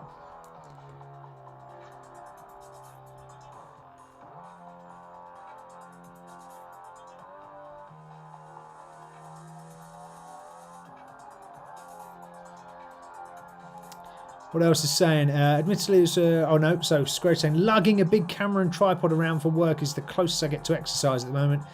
Could maybe do some kettlebell exercises with it, but probably give the director a heart attack. I loved walking into the gym and seeing the workout prepped on the whiteboard, unless it said burpees. Yeah, fair one. You're also saying, Squarish, that you'd watch a video on Pile of Shame. Okay. Right, some guys earlier were saying as well, I think it was Bearded Veteran and Tiff were saying that they would watch a video on my Pile of Shame. So maybe I will record that in the downtime between now and next live stream and get that up for people to watch and laugh, because it's quite embarrassing. The amount of things that I have not yet painted, it's really bad. honest to God, guys, it's beyond embarrassing. It's quite shameful, really. Quite shameful. Yeah, it's not good.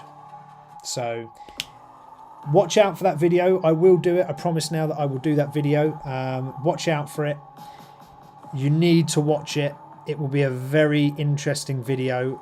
You will see my pile of shame. I will walk you through every single item that I have not painted to date.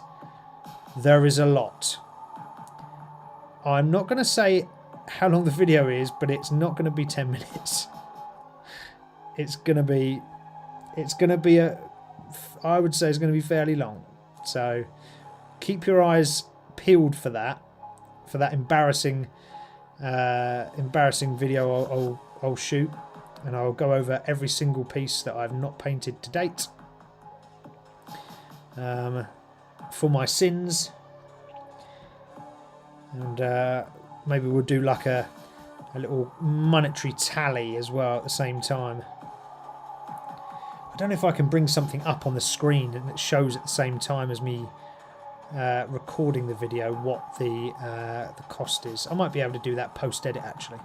I've never done anything like that, post editing sort of stuff, so I'll have to play around with it, but I'm sure I can. So we're going for a very clericy feel here with this dwarf. Proper stereotypical dwarven orange ginger, sort of fiery ginger hair, and this white sort of overcloak that he's going to have. So we will have this done. You can see here that the paint is not going on particularly thick. Actually it's going to need several coats here, I think, just to get rid of that brush stroke look. I'm just sort of slapping it on right now.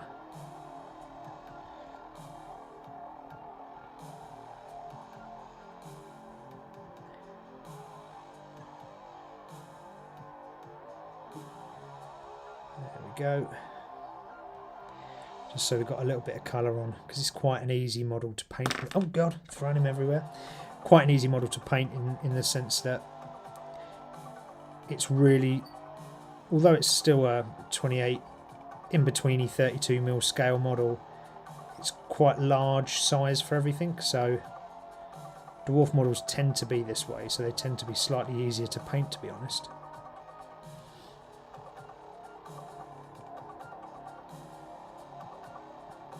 There we go.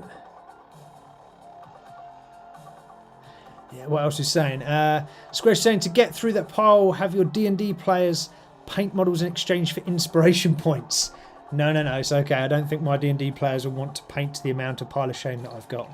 If you want advice on editing, I can help. Just drop me a message. Oh, thanks, Squash. Appreciate that. Yeah, I might drop you a note just to ask about some sort of post-editing stuff. But we've got 2 minutes left of the stream. What else can I paint in 2 minutes? See if I can paint a bit more in 2 minutes.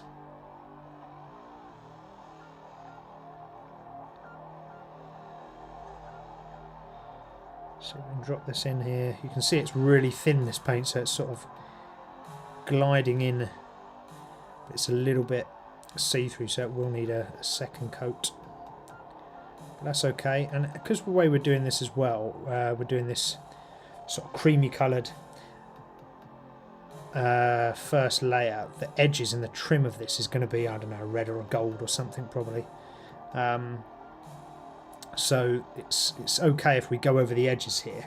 So you don't have to be completely perfect. You can go quite quick, which is really nice, because sometimes painting models can be really slow. So when you do get a model like this that, you know, has some really smooth edges to it, smooth sides to it, and easy textures to fill, it makes it quite a dream to paint, because you can do it really quick, whereas, you know, sometimes I sit there and I take forever to paint, you know, maybe a Sisters of Battle model or something, just because they're so detailed.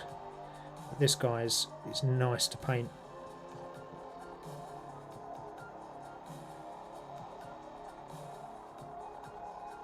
just because the scale of detail on him is larger. He's not a larger mini by any stretch of the imagination, it's just the scale of how the print comes out on him. It's just easier to paint that way.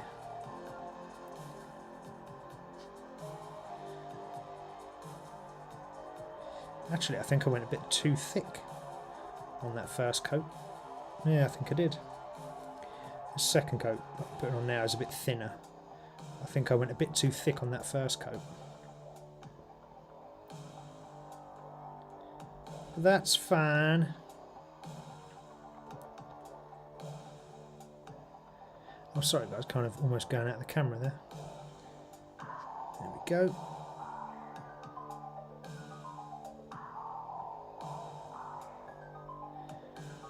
Fill all the bits up.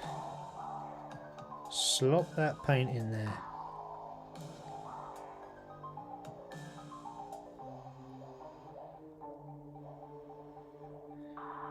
You can see how thin the paint was on the bottom, look, because it's actually coming out. You can see all the grey coming through, or the black coming through, sorry, from the undercoat.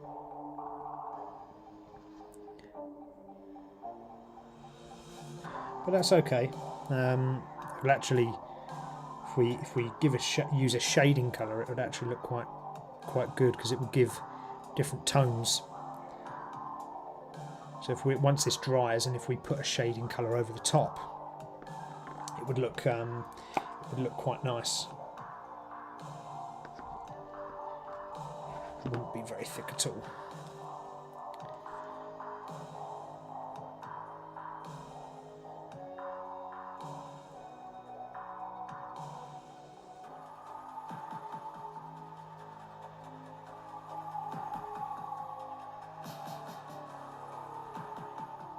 There we go, there we go, there we go.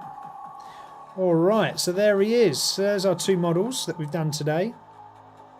We've got our Rogue. She still needs her eyes sorting, I know. So don't worry, she's got big white eyes. But we've got our Rogue and we've got our Dwarf.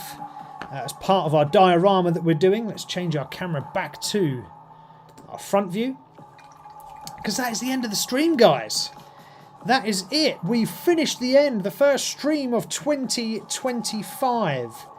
I would like to say again to everybody that's watching, whether you've watched it live with me or whether you are watching this on catch-up, thank you very, very much. I hope you've all had a wonderful Christmas. I hope you have an epic New Year's Eve celebration.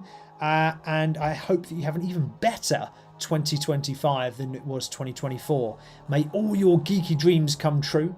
And fingers crossed, I will see you all on the next live stream. Do not forget to subscribe. Do not forget to turn on your notifications. Do not forget to follow and do all that good jazz.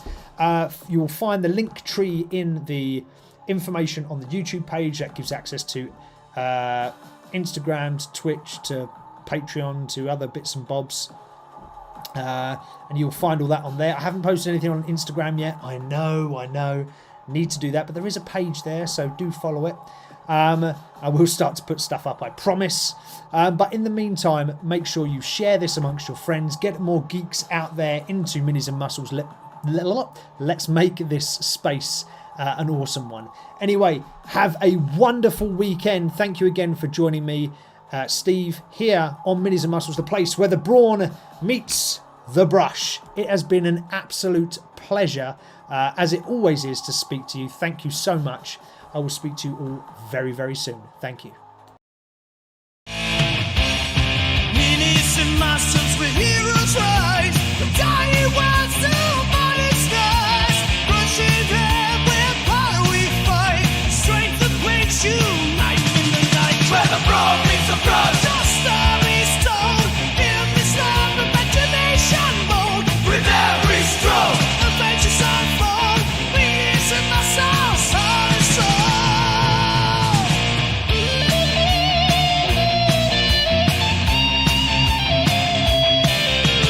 Guidance in hand and worlds to explore. Roll the future, hear the dice draw. Gaining realms of muscles drawn.